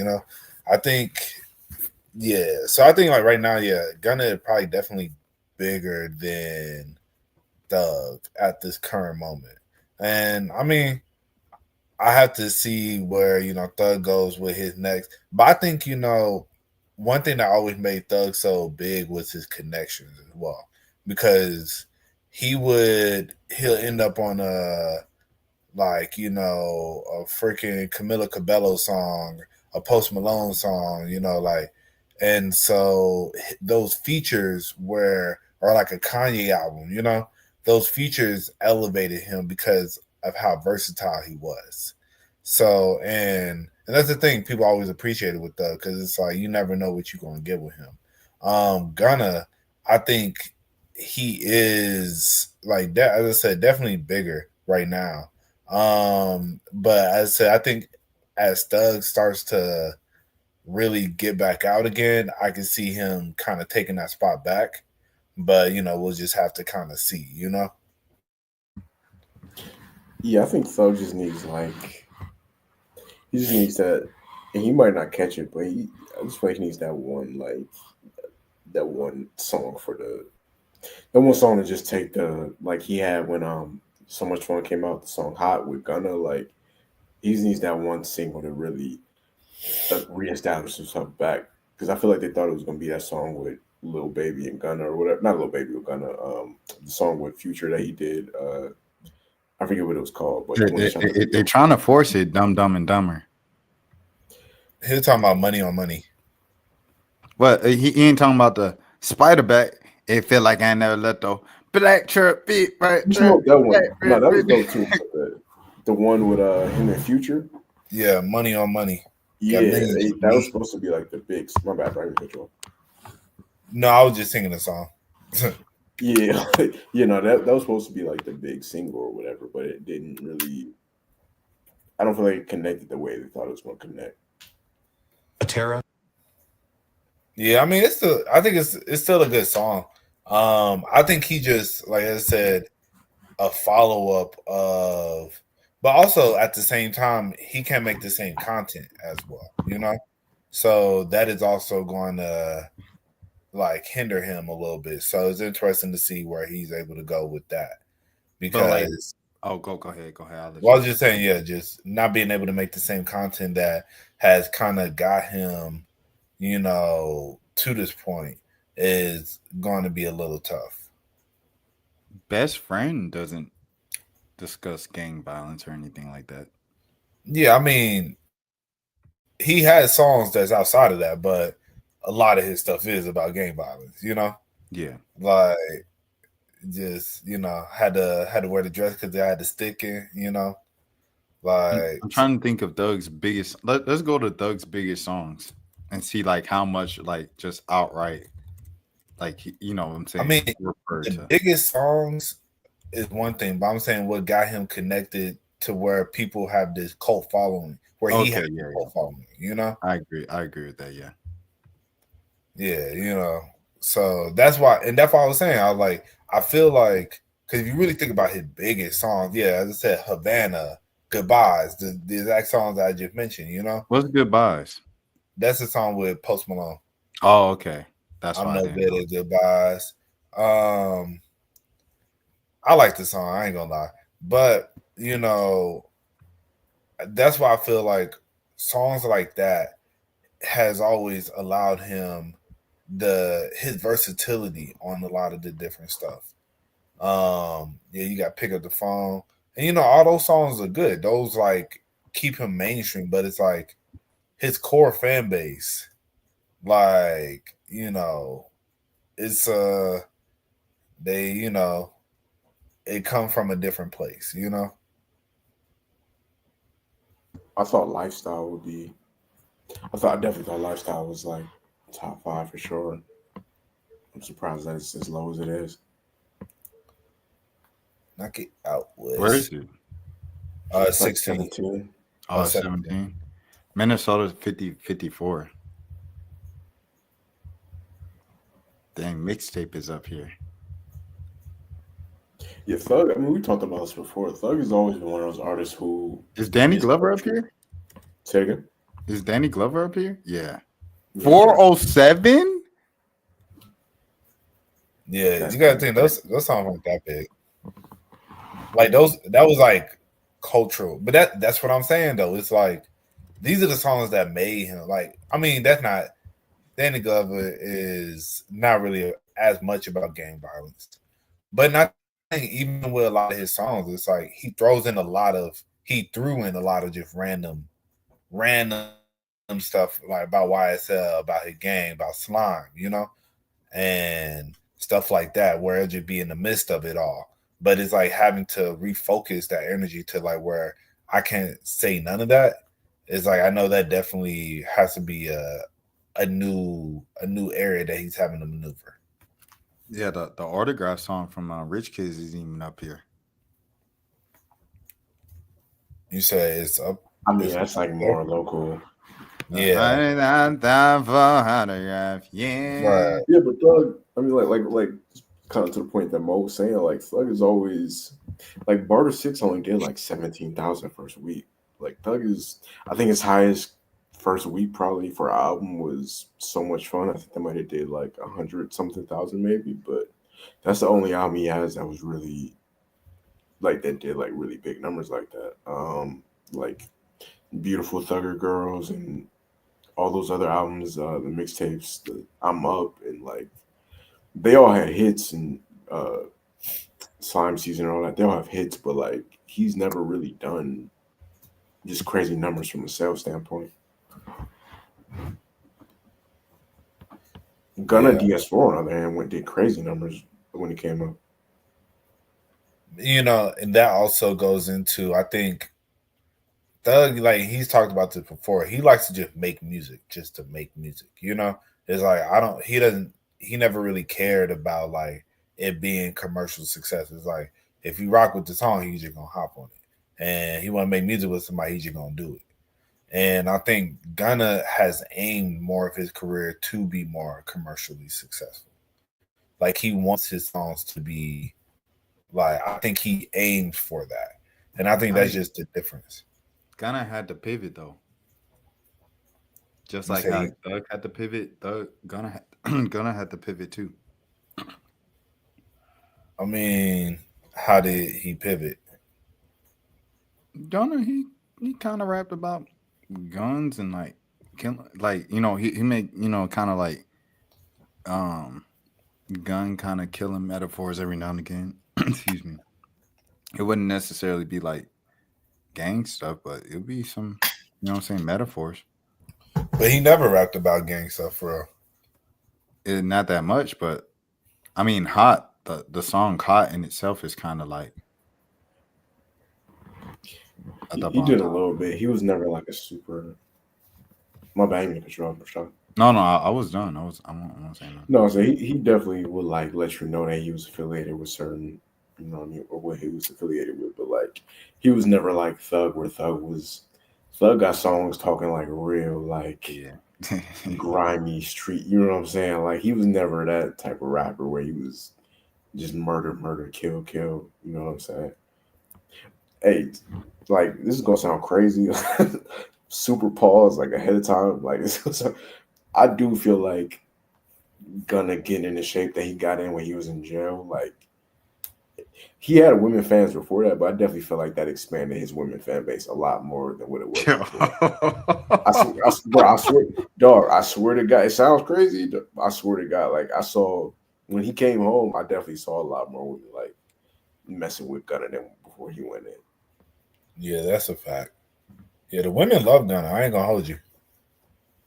That's his biggest fan base. Mm-hmm. All right, boys. Let's get into it, man. Speaking of like women liking a rapper now, I think we can agree like we seen this sudden surge of women liking Kendrick Lamar, right? Post beef. I ain't gonna hold you. I ain't seen it too much. You ain't seen it too much? To Jelani, an have you extent. seen it? It's you know it's crazy that you say that because the girl that I brought up earlier that we was just talking about, so when we had linked up or whatever, she had played Gloria off her phone out of nowhere. Now keep in mind, this is the same girl that I said like when we first was back in like 2020 or whatever. All she used to listen to was like Polo G and like Janae Aiko. I never heard. Oh, the hood baby. Yeah. So when she played that Kendrick Lamar song, I was like, "You like Kendrick Lamar?" I was like, I don't know where. He did a great job. I feel like last year he did a great job of like. It's weird for me because he's always been a popular rapper to me, but I definitely feel like he did a great job last year of like whatever fan bases might not have been aware of him before. You know, with he just reached a whole new level. We talked about this, but like he's really he's even more of a household name than he was before, and it's crazy because he was already a superstar. Bro, he runs the West like how Nipsey was like the president and everything of the West, like how big he was. That's how big like Kendrick is over there now. And I mean, Yeah. I say this as someone who went over to LA a lot, like in my old job. I haven't been back since last year. I came back this year, and the energy when they play anything off of GNX is night and day from what it was last year, bro. When playing Kendrick in a function, like, because they can play him within the all the little kind of like the gang, like that song and stuff like that. Like that song would have popped or whatever on the West Coast. But now they can mix that in with something from GNX, and they go crazy when they play GNX over there. It goes crazy just as much as they would when they play a West Coast record that I don't know that they love. Yeah, no, I definitely feel like he like especially the album and the all of last year were just like making it where it's like West Coast against the world, and that's kind of where this whole beef of like Joey versus the whole West Coast kind of started because he was just like, all right, y'all kind of y'all riding it a little bit, and that's how he was feeling. So that's why he said that. And so I think like Kendrick definitely like, yeah, the West is gonna they rock with him heavy. And it's just like because what he did, he truly was just like, all right, this is us, and did a great job at that.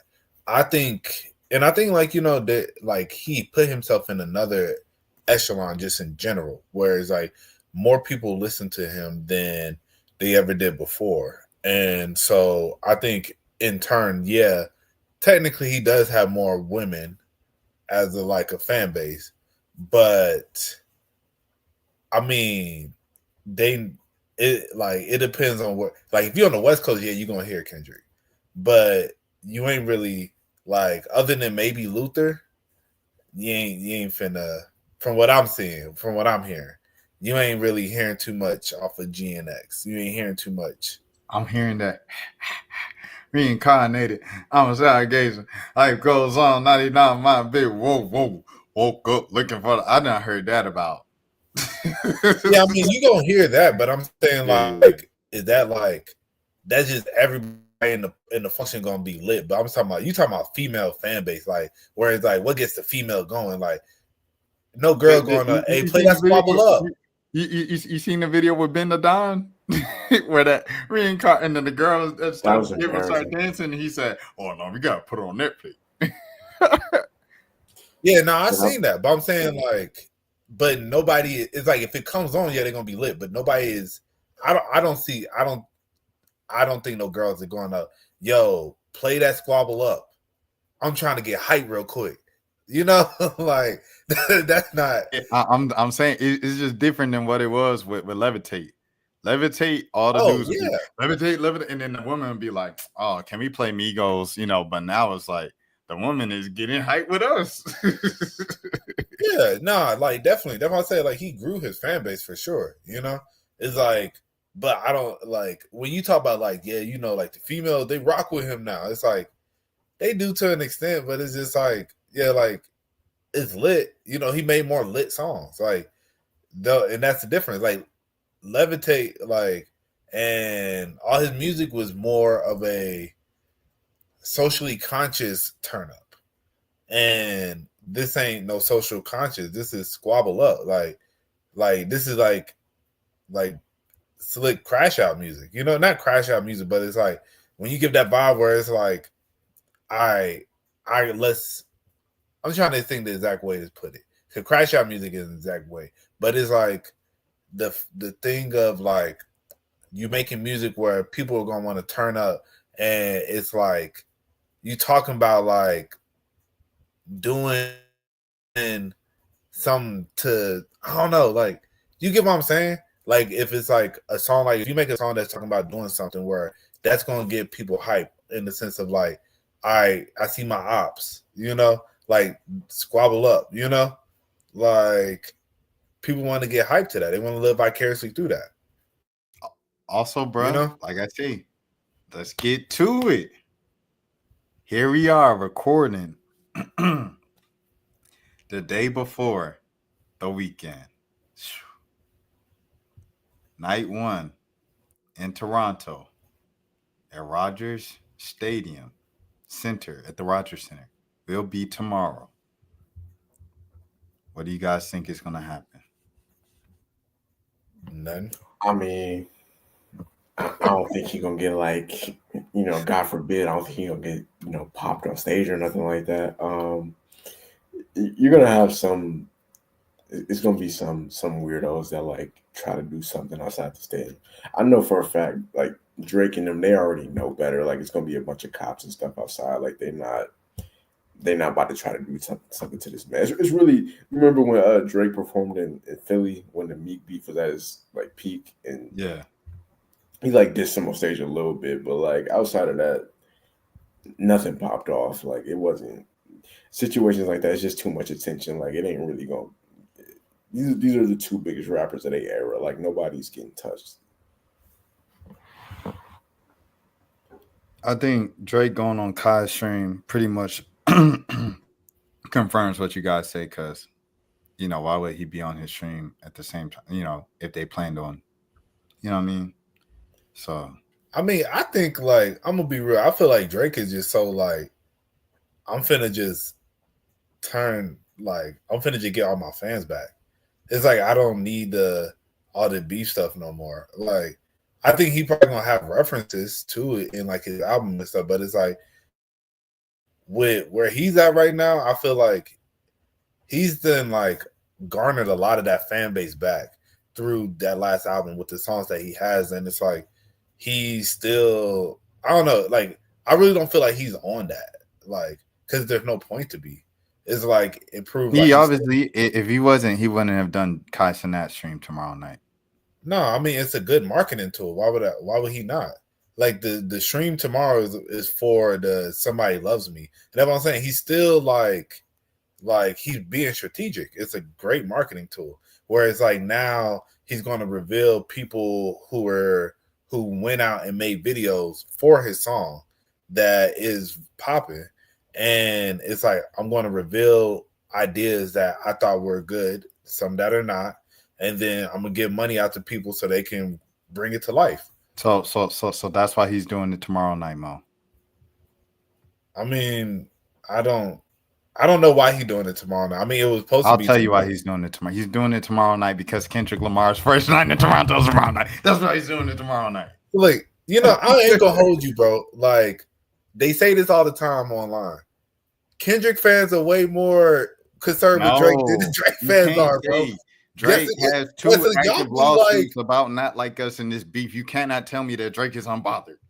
No, but I'm like, you want him to be bothered. He told the police. You want him to be bothered so bad, like because he's bothered. He's bothered. Bruh, like I guess Drake is bothered. Drake is bothered.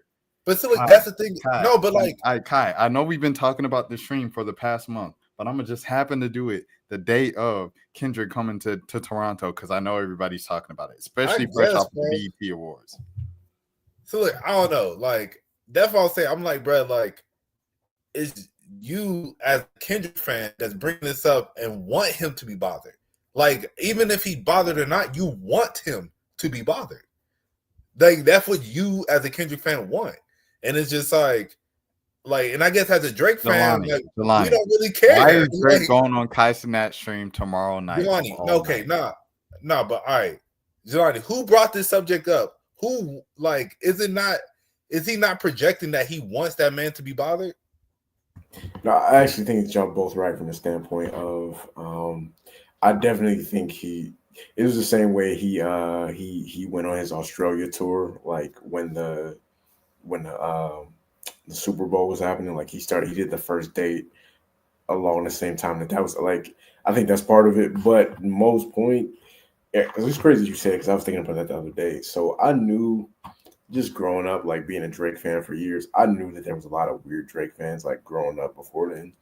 I didn't realize how many weird Kendrick fans there were until the beef happened last year. Like that was kind of a thing to me that I wasn't, and I'll still see certain stuff where it's like, bro, like I get it, it's the biggest rap beef ever, but like there definitely are some weird Kendrick fans. But to Rashad's point, I definitely think that it's strategic as far as everything Drake does is strategic. Like he's made a career of like those type of moves, you know what I'm saying? But the thing about it is that they're not just show. Like I think were they doing 2 dates in Toronto, 2 or 3? I don't think they're doing 2. You're doing 2, yeah, exactly. So it's, you know, he can do it tonight. I mean tomorrow night, and it could be a distraction for one night, but that second night, you know, who knows? I'm wondering if, because you saw Maul, he was tweeting. I don't know if y'all saw it, but like Maul had a tweet about, I guess Drake's new nickname is Iceman. Like that's what he's going by now. You know, he has a new nickname every few years that he adds to his repertoire. But Maul tweeted out, he said, "Iceman has a bomb." I'm trying to figure out, like, I think the name of the album is Iceman. Yeah, that's the name of the album, I think. But I'm trying to figure out, does he mean that he has like a new hit song coming out, or the album is fire, or is there a diss song on there? Like, I'm wondering what that tweet's going to end up meaning. Hit song, and like Marie said, like I think he'll refer, you know what I'm saying, to the beef, like how he did on the songs or whatever with Party, where he said, "What are we gonna do? Bunch of 29-year-olds twerking with addiction."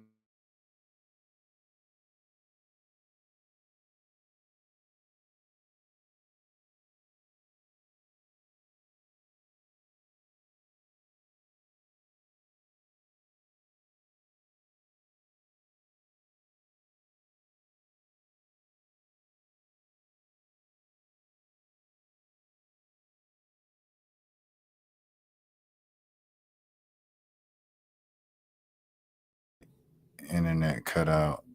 Oh, Jelani left. Mo's still in here. We are going to see what the internet. Okay, Jelani's back. All right. Yeah. The internet's just chopping up a little bit. Okay, for sure. But well, what were you saying? Well, I was saying something. I forgot.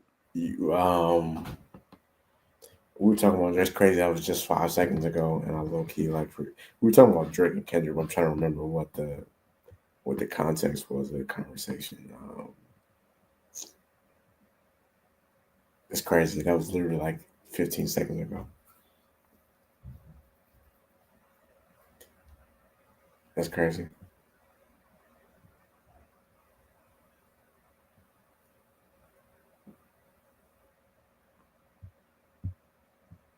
Am I frozen? Is everybody good? I feel like I'm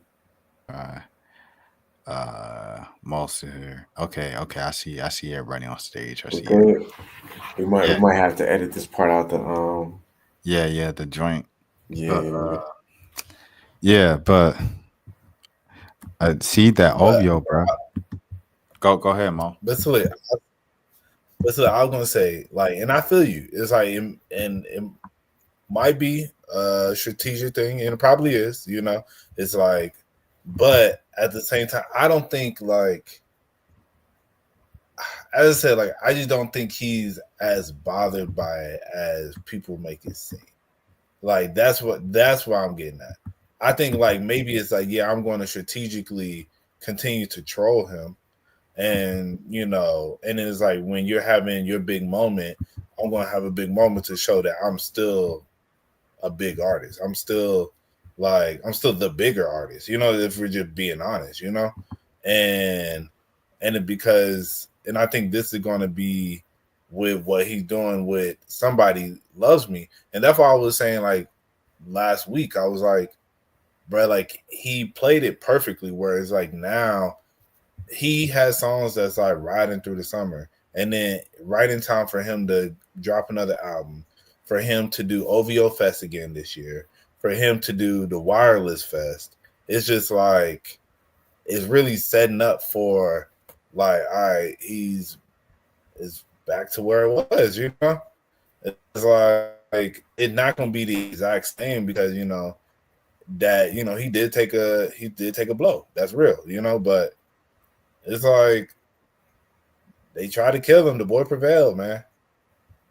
Like, so I do think he was smart to not to go straight from the beef to dropping his own solo album, like him doing the album with Party, where it was like more R&B focused.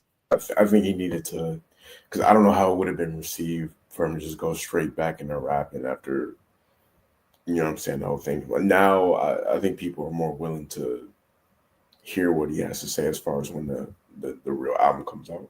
He tried it. He dropped 3 rap songs.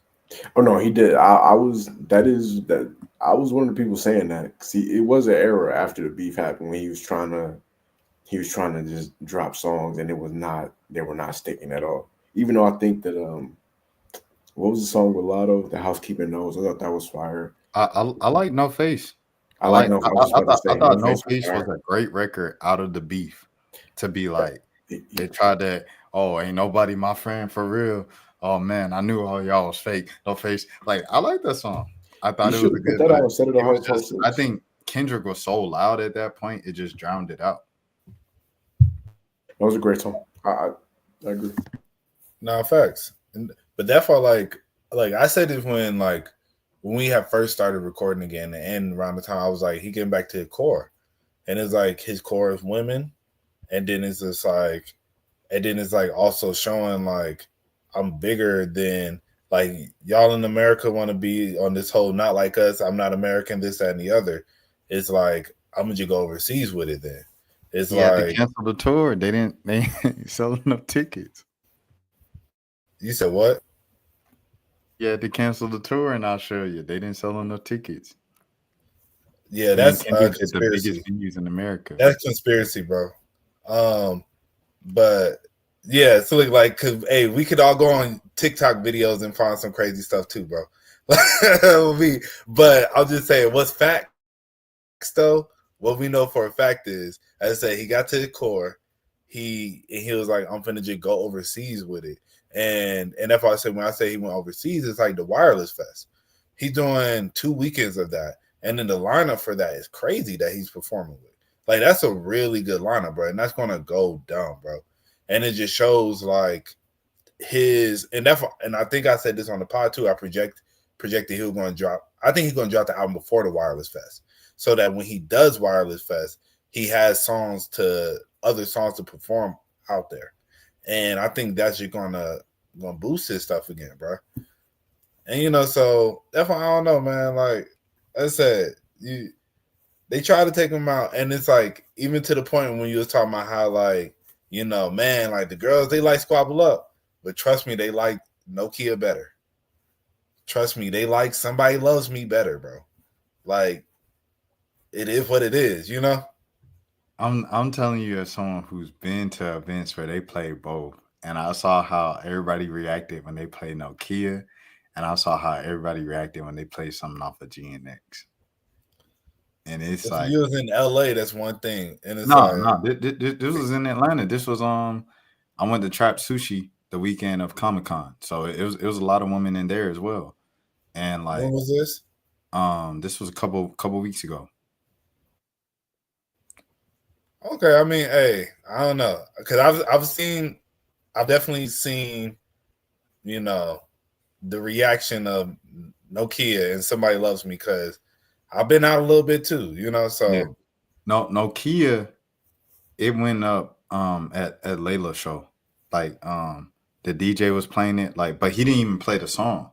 He just played the beat, and everybody was like, "Hey, hey!" And then but he ended up switching it or playing another song over that beat. It was weird. And then he played like 2 or 3 other Drake songs. Like he played like the song with Weeknd from Take Care, the Loving the Crew. Yeah, he played that, and he played another like older Drake song, and everybody was singing it and stuff. So, yeah, but it went up at the Layla show. But like, other than that, I was surprised about kind of like how I feel like kind of mellow it is with no kid. Like, you know what I'm saying? Like, you would think it would be like who come, like people would be doing that or something, like, but they don't. And like, but when that's gobble up, like you say, is that everybody dancing, bro. I ain't gonna lie to you. That's just what I've been seeing. Hey, I feel you, man. Like, I guess we'll see. I don't know. I mean, as I said, Well, the I boy feel band. like no, so I was trying to rage bait Mo. I'm trying to get him to react. No, facts. But that's why I was like, bro, because I'm gonna be real, bro. Like that's why, like, I feel like the Kendrick fans, i.e. Rashad, y'all care more about Drake than the Drake fans do sometimes. It's like y'all like really study his moves. I say some people like Jelani said on the internet are just stretching it, bro. It's like, bro, you gassing it, like please move on. Nah, and I say that's like, as a Drake fan, we just here just enjoying music, man. Like we just vibe. No, a lot of Drake fans, like I seen one Drake fan. It was on the how they had the 5-year or however long it's been from 2018, so I guess 8-year anniversary since Pusha T revealed that Drake had a kid. Some Drake fan was like, looking back on this, who cares? LOL. And I was like, all right, bro, like we not about to do revisionist history or what Pusha T did. He made this man reveal his son to the world and like become an active father to the public just because of a diss song. Like, that cannot be understated. You're not about to, who cares about that? No, that was a moment. And it's still, you see the effects of it today every time that Drake brings, his son courtside to a game or to an event. I mean, I don't think he's still thinking about Pusha T, but he's just being a dad out here. Like, but he never would have done that if it wasn't for that song. I don't think it was never. I mean, like the thing about the song was like he said he was going to present it to the world in a certain way, and then but he was like, "Nah, I'm finna just tell the whole world before you get a chance to present it the way you want to." Oh yeah, he wanted to do it through the Adidas deal. Yeah, like he wanted to have a whole rollout for it. He was So gonna do the Duke Dennis. yeah, I guess so. Yeah, but if I say it's like, let's not act like the man wouldn't have just been an absent parent. Like the man was in the kid's life. Like he was in the kid's life. It was just like the man just like I wanted to present it to the world the way I want to. He wasn't hiding his child from the world. He was world hiding. I messed the lyric up.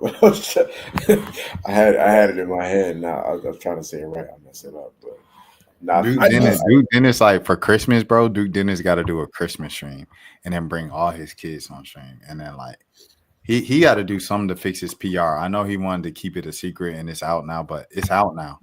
So I think, bro just got to bring his kids on stream and just like, yeah, daddy, all my kids. Like he got to do something like that, bro. You remember? I remember. This was like early 2010s. Shawty Low was supposed to have a reality show. Somebody, you can look this up if you think I'm capping. Shawty Low was supposed to have a reality show on either BET or like one of those networks. I think it was called All My Baby Mamas. Yeah, But it got canceled because of the backlash. When people announced the title, people was like, "Nah, bro, we not doing this. Like, this is crazy." But yeah, I remember that. Oh my! You see, I didn't make that up. 2013. Yeah, no, I definitely remember that. Yeah, Duke Dennis should do his own version of All My Baby Mamas. Hey, but I will say, just to be honest, like the whole thing with Drake and the kid, people pick and choose with that. Cause how many kids J. Cole got? J. Cole got like I think 2-3 kids, right? We don't know. We don't know. But they like he married though, so it's kind of different. Like people look at it different. And he put his kid in a music video. I mean, how old was the kid at that point? He looked like a younger version of J. Cole. I said, dang, his son looked just like him. What video did you put him in? I'm pulling it up right now. Because I thought he always, I remember he always kind of felt like one of those artists that never show his kid. He looked just like him. He does look just like him. Yeah, but so like, that kid like 5. Yeah, he's pretty old. He's pretty. But that's what I'm saying. It's like, and I get what you're saying, Jelani, to the point that he's married, but we didn't even know he was married. It's like the man wanted to keep his life private, and it's like, but like it is what it is. But it's just like when you want to tear somebody down for something, you're gonna tear them down with it, and that's just like that's the point I'm making. It's like because Cole just be out here living life, and everybody just like, man, we just love Cole. He's so humble. He just so down to earth. But he talking about how he just out here like.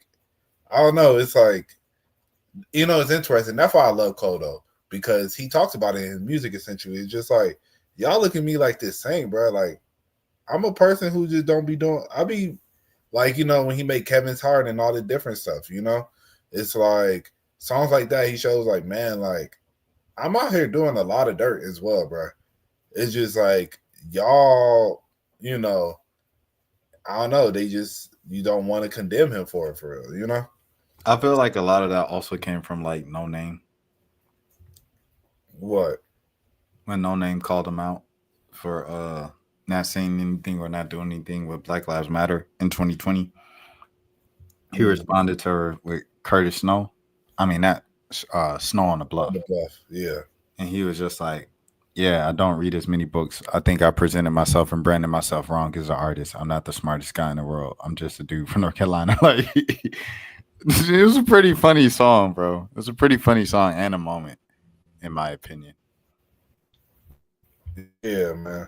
So I don't know. Like that's why I feel like just to the point that I'm making. I feel like with the whole thing with like saying like Drake, he needed to tell the world that he had a kid. It's like y'all people painting it as if he was just like he was disowning his kid. He never disowned his kid. It'd be different if his baby moms came out and said like, "Yo, I got this." Like if it was different if it was a Duke Dennis situation. Because Duke's situation is pretty crazy, where he got all these baby mamas and it's like they like, bro, you're not paying nothing. You're not doing this. You're not doing that. Like you barely. No. Most of them saying that he is paying. Like he paying his child support. He financially providing for the child. Okay, you said most of them. Most of them. Yeah. Well, I mean, I ain't kept up with all 6 or 7. You know what I mean? That's a lot to keep up with. But from the 2-3 videos that I have seen, they said he financially provides. He just ain't been there physically for the children. Yeah, so but that's what I'm saying. Stuff like that is a little bit different. Then it's just like a person that was like who had a baby that was still a newborn. The baby wasn't even a year old yet, and it was just like, so like, you ain't tell the world that you got a kid, and it's like, well, dang, like it's a lot of people who be out here and don't tell people that they got kids. Like I don't know. So I mean, that's why I do like it was definitely a moment, and Pusha T definitely did his thing. It was like he did what he needed to do for the sake of the battle. But it's just like I think in the bigger scheme of things, it's like people make it seem like Drake was trying to be a deadbeat when it's like that was never what was going on. That was never like what his baby mom said. Like, and how he explained it, he was like, bro, like I was still in the point of getting testing, like to make sure that the kid was mine. Which like could Trippie Redd, you think about it, Trippie Redd just found out recently that his kid is not his kid. He loved the heck out of that kid, and was sitting here, really like trying to be a dad. Turns out he wasn't a kid because he didn't really do the proper testing.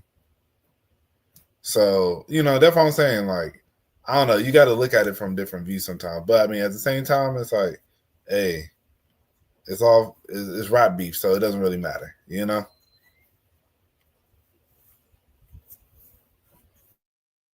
That's a horrible picture. Shout out to Black Fatherhood. I ain't gonna lie. I think this made me want a kid. I mean, that ain't just something you should play with, though. Because I have nieces and nephews, and they run me crazy. That's enough for me. I ain't gonna hold you. But yeah, shout out to all the Black fathers. It is Father's Day. Oh yeah, it is next weekend. Yeah, or this upcoming weekend. Who else is a rapper with a kid? Does Kid Cudi have children? Nope. He does. Yeah, he does. He got kids? I think his daughter's. I remember him posting about his daughter like graduating high school or something like that. I did not know this. Kid Cudi got a daughter. Okay, shout out Kid Cudi. Yeah, but we'd be here all day if we talking about rappers with kids. Yeah, they all. I feel like there's more rappers that have kids than there are that don't have kids. 100%. Yo, I want to ask y'all real quick. Yeah. You ever had to take a poop at a girl crib that you just linked with for the first time? Yes, to answer your question, yes. Yeah. How did that go? What'd you do? I think I just went ahead and went. I feel like by the time you reach that point, it's like we here already, bro. Like you know what I'm saying? Like obviously that's not an optimal situation. You don't want to be in that position, but like if I can't use your bathroom, it's like what we doing, bro? Like I mean, I ain't gonna hold you. For me, it's like I've definitely been there, and it's like I've really tried my hardest to not go, just for the sake of if I think about it like this, I'm gonna keep it a buck. If I'm over there, I'm trying to hit. If I'm trying to hit, and I just took a shit. Personally, like the vibes can be off unless you got some hopefully you got some baby wipes in there, something of that nature. But it's like, the realization is like, man, I'm not trying to kill the vibe, because then I ain't gonna hold you. I guess I'll be self-conscious about that. Especially if there ain't no wipes or something, like now I'm like, man, I got dookie butt, man. Because if you don't do it 100%, if it's not all the way, especially like if the sheets are white or something like that, bro, that can go so left so easy, dog. I get it. I get where you're coming from 100%. Yeah. What about you, Rashad? That's crazy. In a hotel this weekend, I had to use it while she was there, while my homegirl from New York was there. So I was just like, bro, I gotta use it. Like, I'm about to hold it. And I was like, unless you want me to go downstairs. And she was like, nah, don't go downstairs. Just go ahead right here. I got some spray or whatever. I said, okay. But yeah, I think another thing I need to start carrying in my pocket is like a dude bomb, bro. Y'all know dude bombs? Nah. Is that one of those? They be having like all the male products now because dudes don't want to be clean on their own, so they gotta make like dude wipes. No. Okay, yeah. A dude bomb is it's like a pod. It's like a Tide pod, but it's for the toilet. So you throw it in the toilet before you use it, and it like centralizes the smell. Oh, okay. Yeah, I've heard of like um poop hooray or something like that, where you Yeah, spray it. that's the same thing. It's from the same company as Dude Wipes. It's the same. It's the same Oh, brand. it's the same company. Yeah. So it's like, I think about that first. And then the second thing, like you say, Mo, like I think about what Mo's saying, but it's like if you hold it, it's gonna be just as bad because like you're gonna be like you probably gonna be sweating a little bit down there. You know what I'm saying? Trying to hold it. I don't know about y'all, but I be sweating when I'm holding it. So it's like you're gonna be sweating. You ain't gonna be you know what I'm saying? Just the neatest area down there. So Well, not only that, but like every move you make, you yeah, like you risking a fart in the exactly face. like you can't even. After a certain point, it's just like, bro, you'd be better off for the long term, just going for it. I think the thing is though, it's like you're gonna have to take what I be thinking about, I'm gonna have to take a full on shower. Like I think that's like the best solution there. If I do it, I'm gonna have to take a full on shower. Now it's like it's done turned into an hour long situation. Yeah, I feel like that might ruin the vibe right there. But you have to shower. Uh, Unless she just gonna skip the, you know what I mean? If she just gonna skip oh the, you know what I mean? yeah, yeah. If Okay, she I gonna get what skip you're that, saying. then okay, cool. We gonna skip that, you know what I mean? Feel me? We I just get get what right you're to saying. it. Yeah, what's the craziest moment where you like killed the vibe? Oh my god, yo. Oh my bro. It's about to be like the PTSD episode. Like, listen, man. I've like forget fumbling, bro. I've just straight up like thrown the ball out of bounds, dog. Like yo, I'm trying to think of like just one off the top. Yeah, I'm gonna let y'all. You got one that came to mind immediately. Yeah, I got one.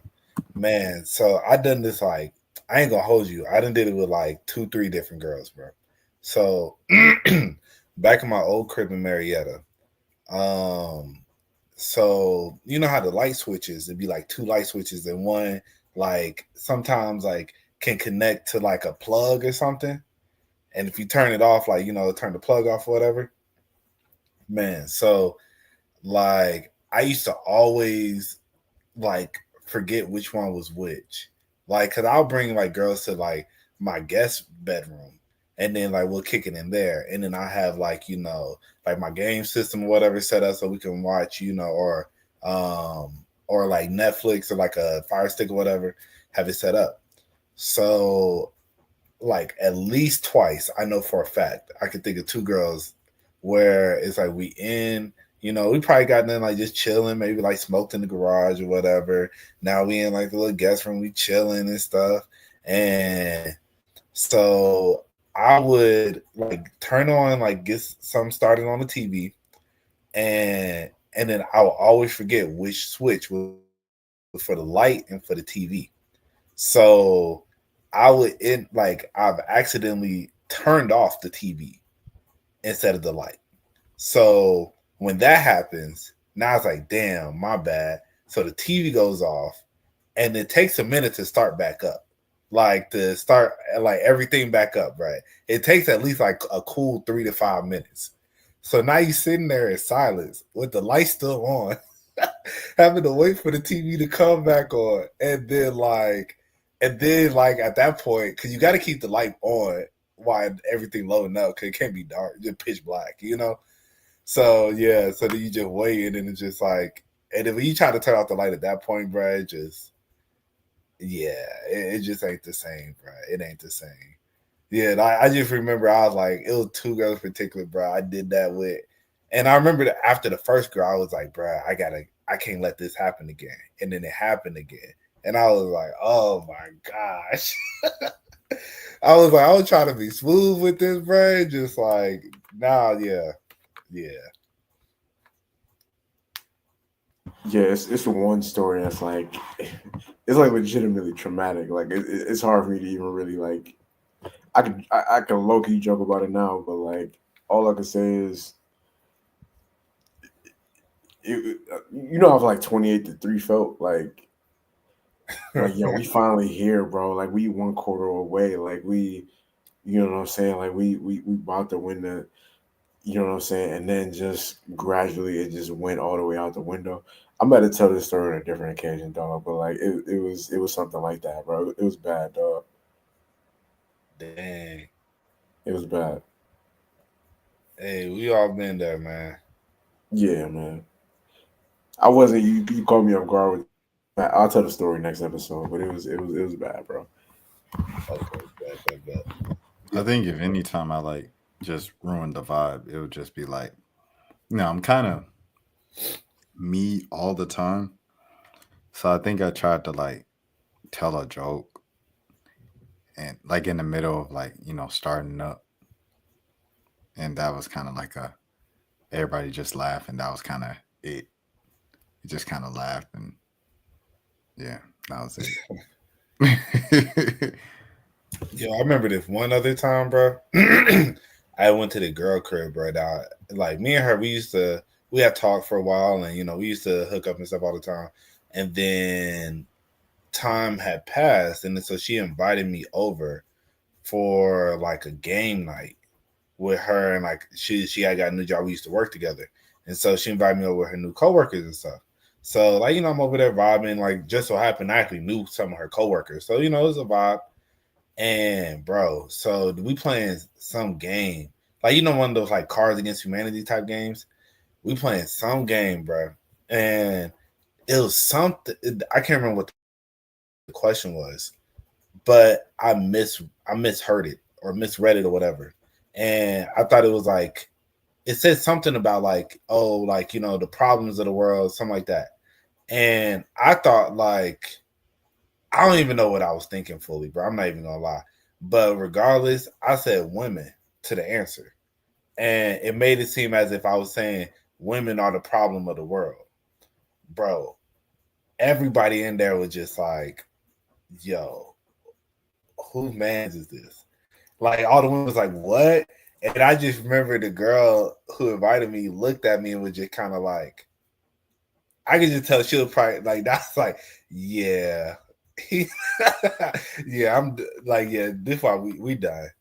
And yeah, it was just not a good moment, bro. I fumbled so hard, and I'm like, and I could just feel the vibe completely change with me and her, like in that moment, because it just seemed like I was like some sexist ass dude, and I was like, no, I mean like, and then they was not hearing it, bro.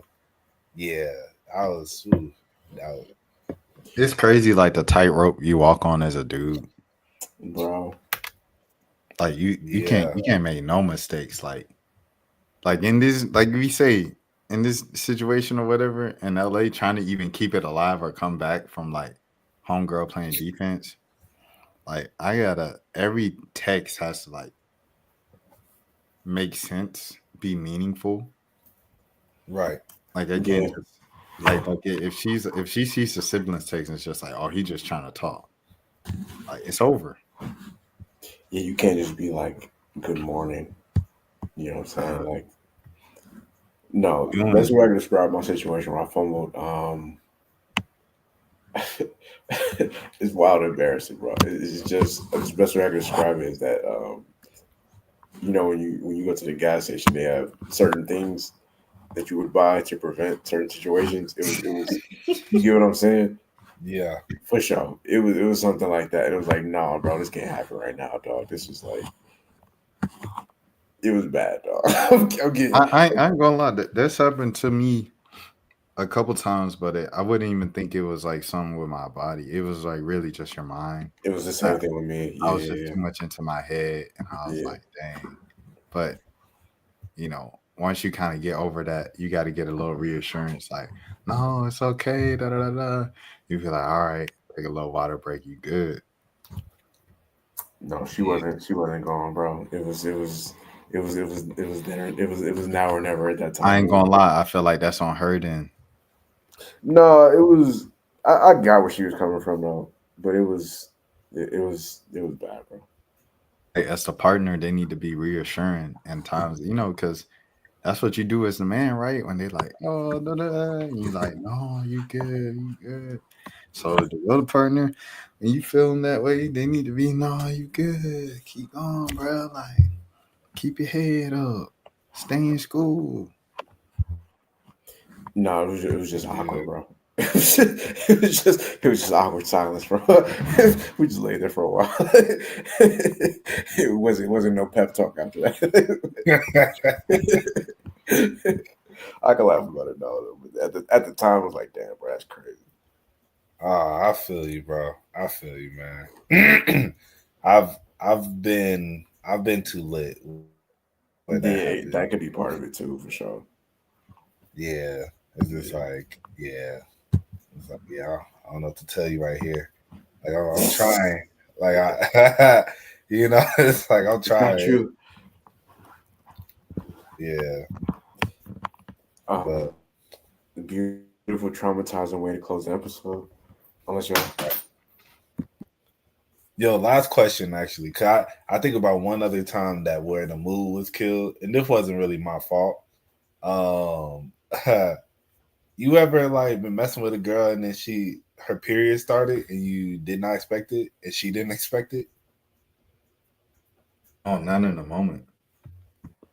Yeah, I've had that happen once. I've had that happen before, but it was like I've definitely had that happen before, but I don't know. I don't think we were like we realized till afterwards. It didn't hinder anything in the moment. I just put it like that. Like, yeah, I think actually it might have been my fault. Cause maybe my reaction, cause I just looked down and I just saw, I was just like it was red, and I was like, yeah, that's what happened to me. Yeah, but I was like, yo, what the fuck?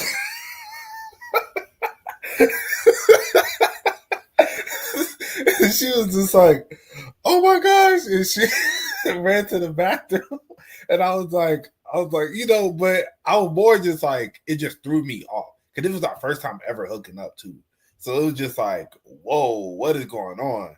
And yeah, dude, right, and yeah, she was just like, and then but after that, she was just like, nah. And I ain't gonna lie, like, hey man, shoot, you listen to this point, man. We appreciate y'all listening. Man, I ain't gonna lie, bro. I was like, I'm already here. Like, I don't care. Like, like we go run that red light, baby. I was the same way. I wasn't at that point. I wasn't like, oh no. It's like, all right, I guess next time, that can't happen. But no, it definitely didn't stop anything. Yeah, as I said, I think it was just my reaction because I was really just like, it just threw me off. I was just like, whoa, it's like blood all in my hand and stuff. I'm like, bro, and she's just like, oh my gosh, and I'm like, oh. Nah, I would have tweaked out too. I ain't gonna hold you because this never happened to me. Like right then and there, like where they didn't know ahead of time what was going on. Have you ever messed with a girl on her period, Rashad? Like in general? That's a good question. That's a really good question. Nah. I've definitely attempted to. I'm not even gonna lie to you. I've definitely been in a situation. I probably attempted to, yeah. Yeah, I've definitely attempted to. I'm not. I ain't gonna sit around like I'm above that. Like, yeah, it definitely was a point where it's like, we can make some arrangements. Right though. Hey yo, man, I ain't gonna hold you, man. I didn't, had a past relationship or two that it was like, hey, we just gonna put the towel down, I mean, I feel like if that's your girlfriend, it's not as frowned upon because y'all Yeah. around each other all the time. Like, Yeah, I ain't never did it like that one time where I was like, what the heck? Like that was a random girl. Like, but yeah, other than that though, yeah, it's only been with girls I was in a relationship with. yeah, doing that knowingly with a random, like knowing ahead of time, not being surprised by it, but like knowing ahead of time and still being like, I'm trying, like you're diabolical. Like that's crazy. Yo, all right, let's say, all right, Rashad, because Kalani Rogers said she Yes. tried to get at you. Yes. Yes, absolutely. Shout out to Kalani Rogers, man. Absolutely. Any conditions. It's You like said you no saw ifs, her, ands, didn't you? or Yeah. I met her at Yard House a couple years ago. Yeah, I've seen the game footage. You know, Oh, you seen the game footage? yeah. I mean, Oh, her game footage. I'm yeah, thinking you it's talking just about her. me. I It's said, not. It's not oh, nobody else. shit, It's man. just her. But yeah, Nah, because hey, bro. Hey, man, look. I did what I had to do, bro. It was one of my longest interviews ever, bro. It's darn near an hour, bro. It was about an episode of 1 a.m. pod. Laughing, everything. I'm like, oh man, I had my A game. right. But hold have on. you before we leave? Have you met Taylor Rooks before? Yeah, a few times. It's crazy because she didn't I've had to interview Taylor Rooks 3-4 times, bro. And I met her before then, a couple years before that. Like I met her for the first time in 2019 in Miami. But I've interviewed her 3-4 times. I seen her at Super Bowl in New Orleans, and I came up to her. I said, "Yo, can I interview you real quick?" She said, "Yeah." And then we walking over, and she says, "By the way, my name's Taylor." And I was like, "There's no way you don't remember me at this point." But I introduced myself, and I say the same thing every time. My name's Rashad. I'm from Cobb County. And she's like, "Oh, Georgia. Da, da, da, da. Now I feel better." Every single time. The next day she saw me in New Orleans at Super Bowl. I saw her. I said, "Hey, Taylor." She said, "Nice to see you again." And that's the first time she'd seen me like multiple times and remembered who I was from the previous time. Now, the next time I see her, she's probably gonna forget me again. I'm probably gonna be like, "My name's Rashad. I'm from Cobb County." She's gonna be like, "Oh, I'm from Gwinnett." It's just gonna be the same exchange for a fifth time. But yeah, I met Taylor a few times. Yeah, no, that would have had me cheesing. Just the fact that you remember me the second day. I'm like, I'm good. Shout out Taylor Rooks, man. I was trying to find the little interview thing of me and Kalani, but I couldn't even find it. Shout out to Kalani as well. But yes, to answer your question, 100. It with Kalani, I'm breaking all the rules, bro. All the rules, any standards. Bro, look at me, bro. Look at my face right here. I'm looking like Def Jam comedy. Like I went up to the people. I said, "Y'all cannot be doing this." Like, oh, locked in, bro. Pulling out your best material. Shout out Kalani Rogers, brother. But yeah. Anything else? Paige Heard. That was another one. Maurice know about that one. I was in my bag, bro. Right. If Royce O'Neal didn't have millions of dollars, Right. but Royce O'Neal got a couple million, so you just gotta. Sometimes you gotta let brothers do what they do. Shout out to Royce O'Neal. Hey, shout out that brother, man.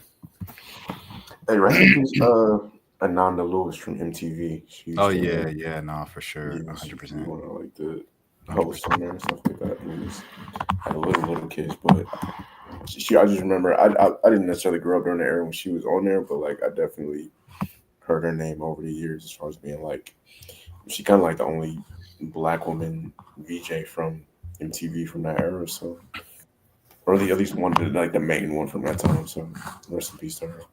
Yeah, RP, man. Yeah, I wasn't that familiar with her work, but like what everybody was saying about her when she passed, and then seeing the clips, I was like, oh, yo, she was so good at her job. Like she Yeah, was she was good super at it, fly. Like, every and picture I seen of her. everybody has none but positive words to say about her. I think that says a lot about a person's character. And that C word, like they say, man, is an awful, awful, very vicious disease, Facts. terrible, everything like that. So prayers up to the family. She's only like 52. You know what I'm saying? Yeah, I didn't even Very know she was sick. I knew who she was, but I seen her on social media like every now and then, but I had no clue that she got caught me off guard. yeah. She had stage 3 in 2020. That's So crazy. this is 5 years later. 5 years later, Yeah, survival. That's pretty good. It eventually advanced to stage 4. But just the way that she lived, she looked like she lived in a positive way, and you can do nothing but salute that. So definitely rest in peace to her. yeah, And I'll be for sure. checking out a lot of her work now. It's like Junior Bridgman, I believe his name was, with Milwaukee Bucks. He was a billionaire, ex NBA player turned billionaire. I had no clue who he was until he passed away. And but him passing away and being in the news, that made me, want to say look at his stuff more and give him that knowledge. So I'll probably be doing the same thing with her. I hate that it took this for me to get hip to her and salute her work, but yeah. Yeah, Right. rest in peace, so. R.I.P. man. All right, boys. Well, it is 1 a.m. on the 1 a.m. podcast. Let the people know where they can find y'all. Underscore Jelani on 2 underscores at the end on Twitter. Yeah, it's the only place you're gonna catch me at. I don't really have no other social media right now, but we about to get the TikTok page more up and running, more clips and things like that. So Sir. And you find me on Instagram at rbmo___. Find me on X at monos_ and add me on Twitch. Follow me on Twitch at rbmo__. I ain't got nothing on there, but go ahead and start following. You never know what might I pop was up. about to say, dang, you on Twitch now? Hey, I got an account. That man said, I seen this money. gotta start getting more. Nah, but for real though. No, facts. Yeah, you need to get OBS, all that. I don't have OBS. Y'all see, I stream on StreamYard, but like, I think once I get a little thing, I'm gonna go OBS. I don't know. We'll see what happens. But yeah, shoot.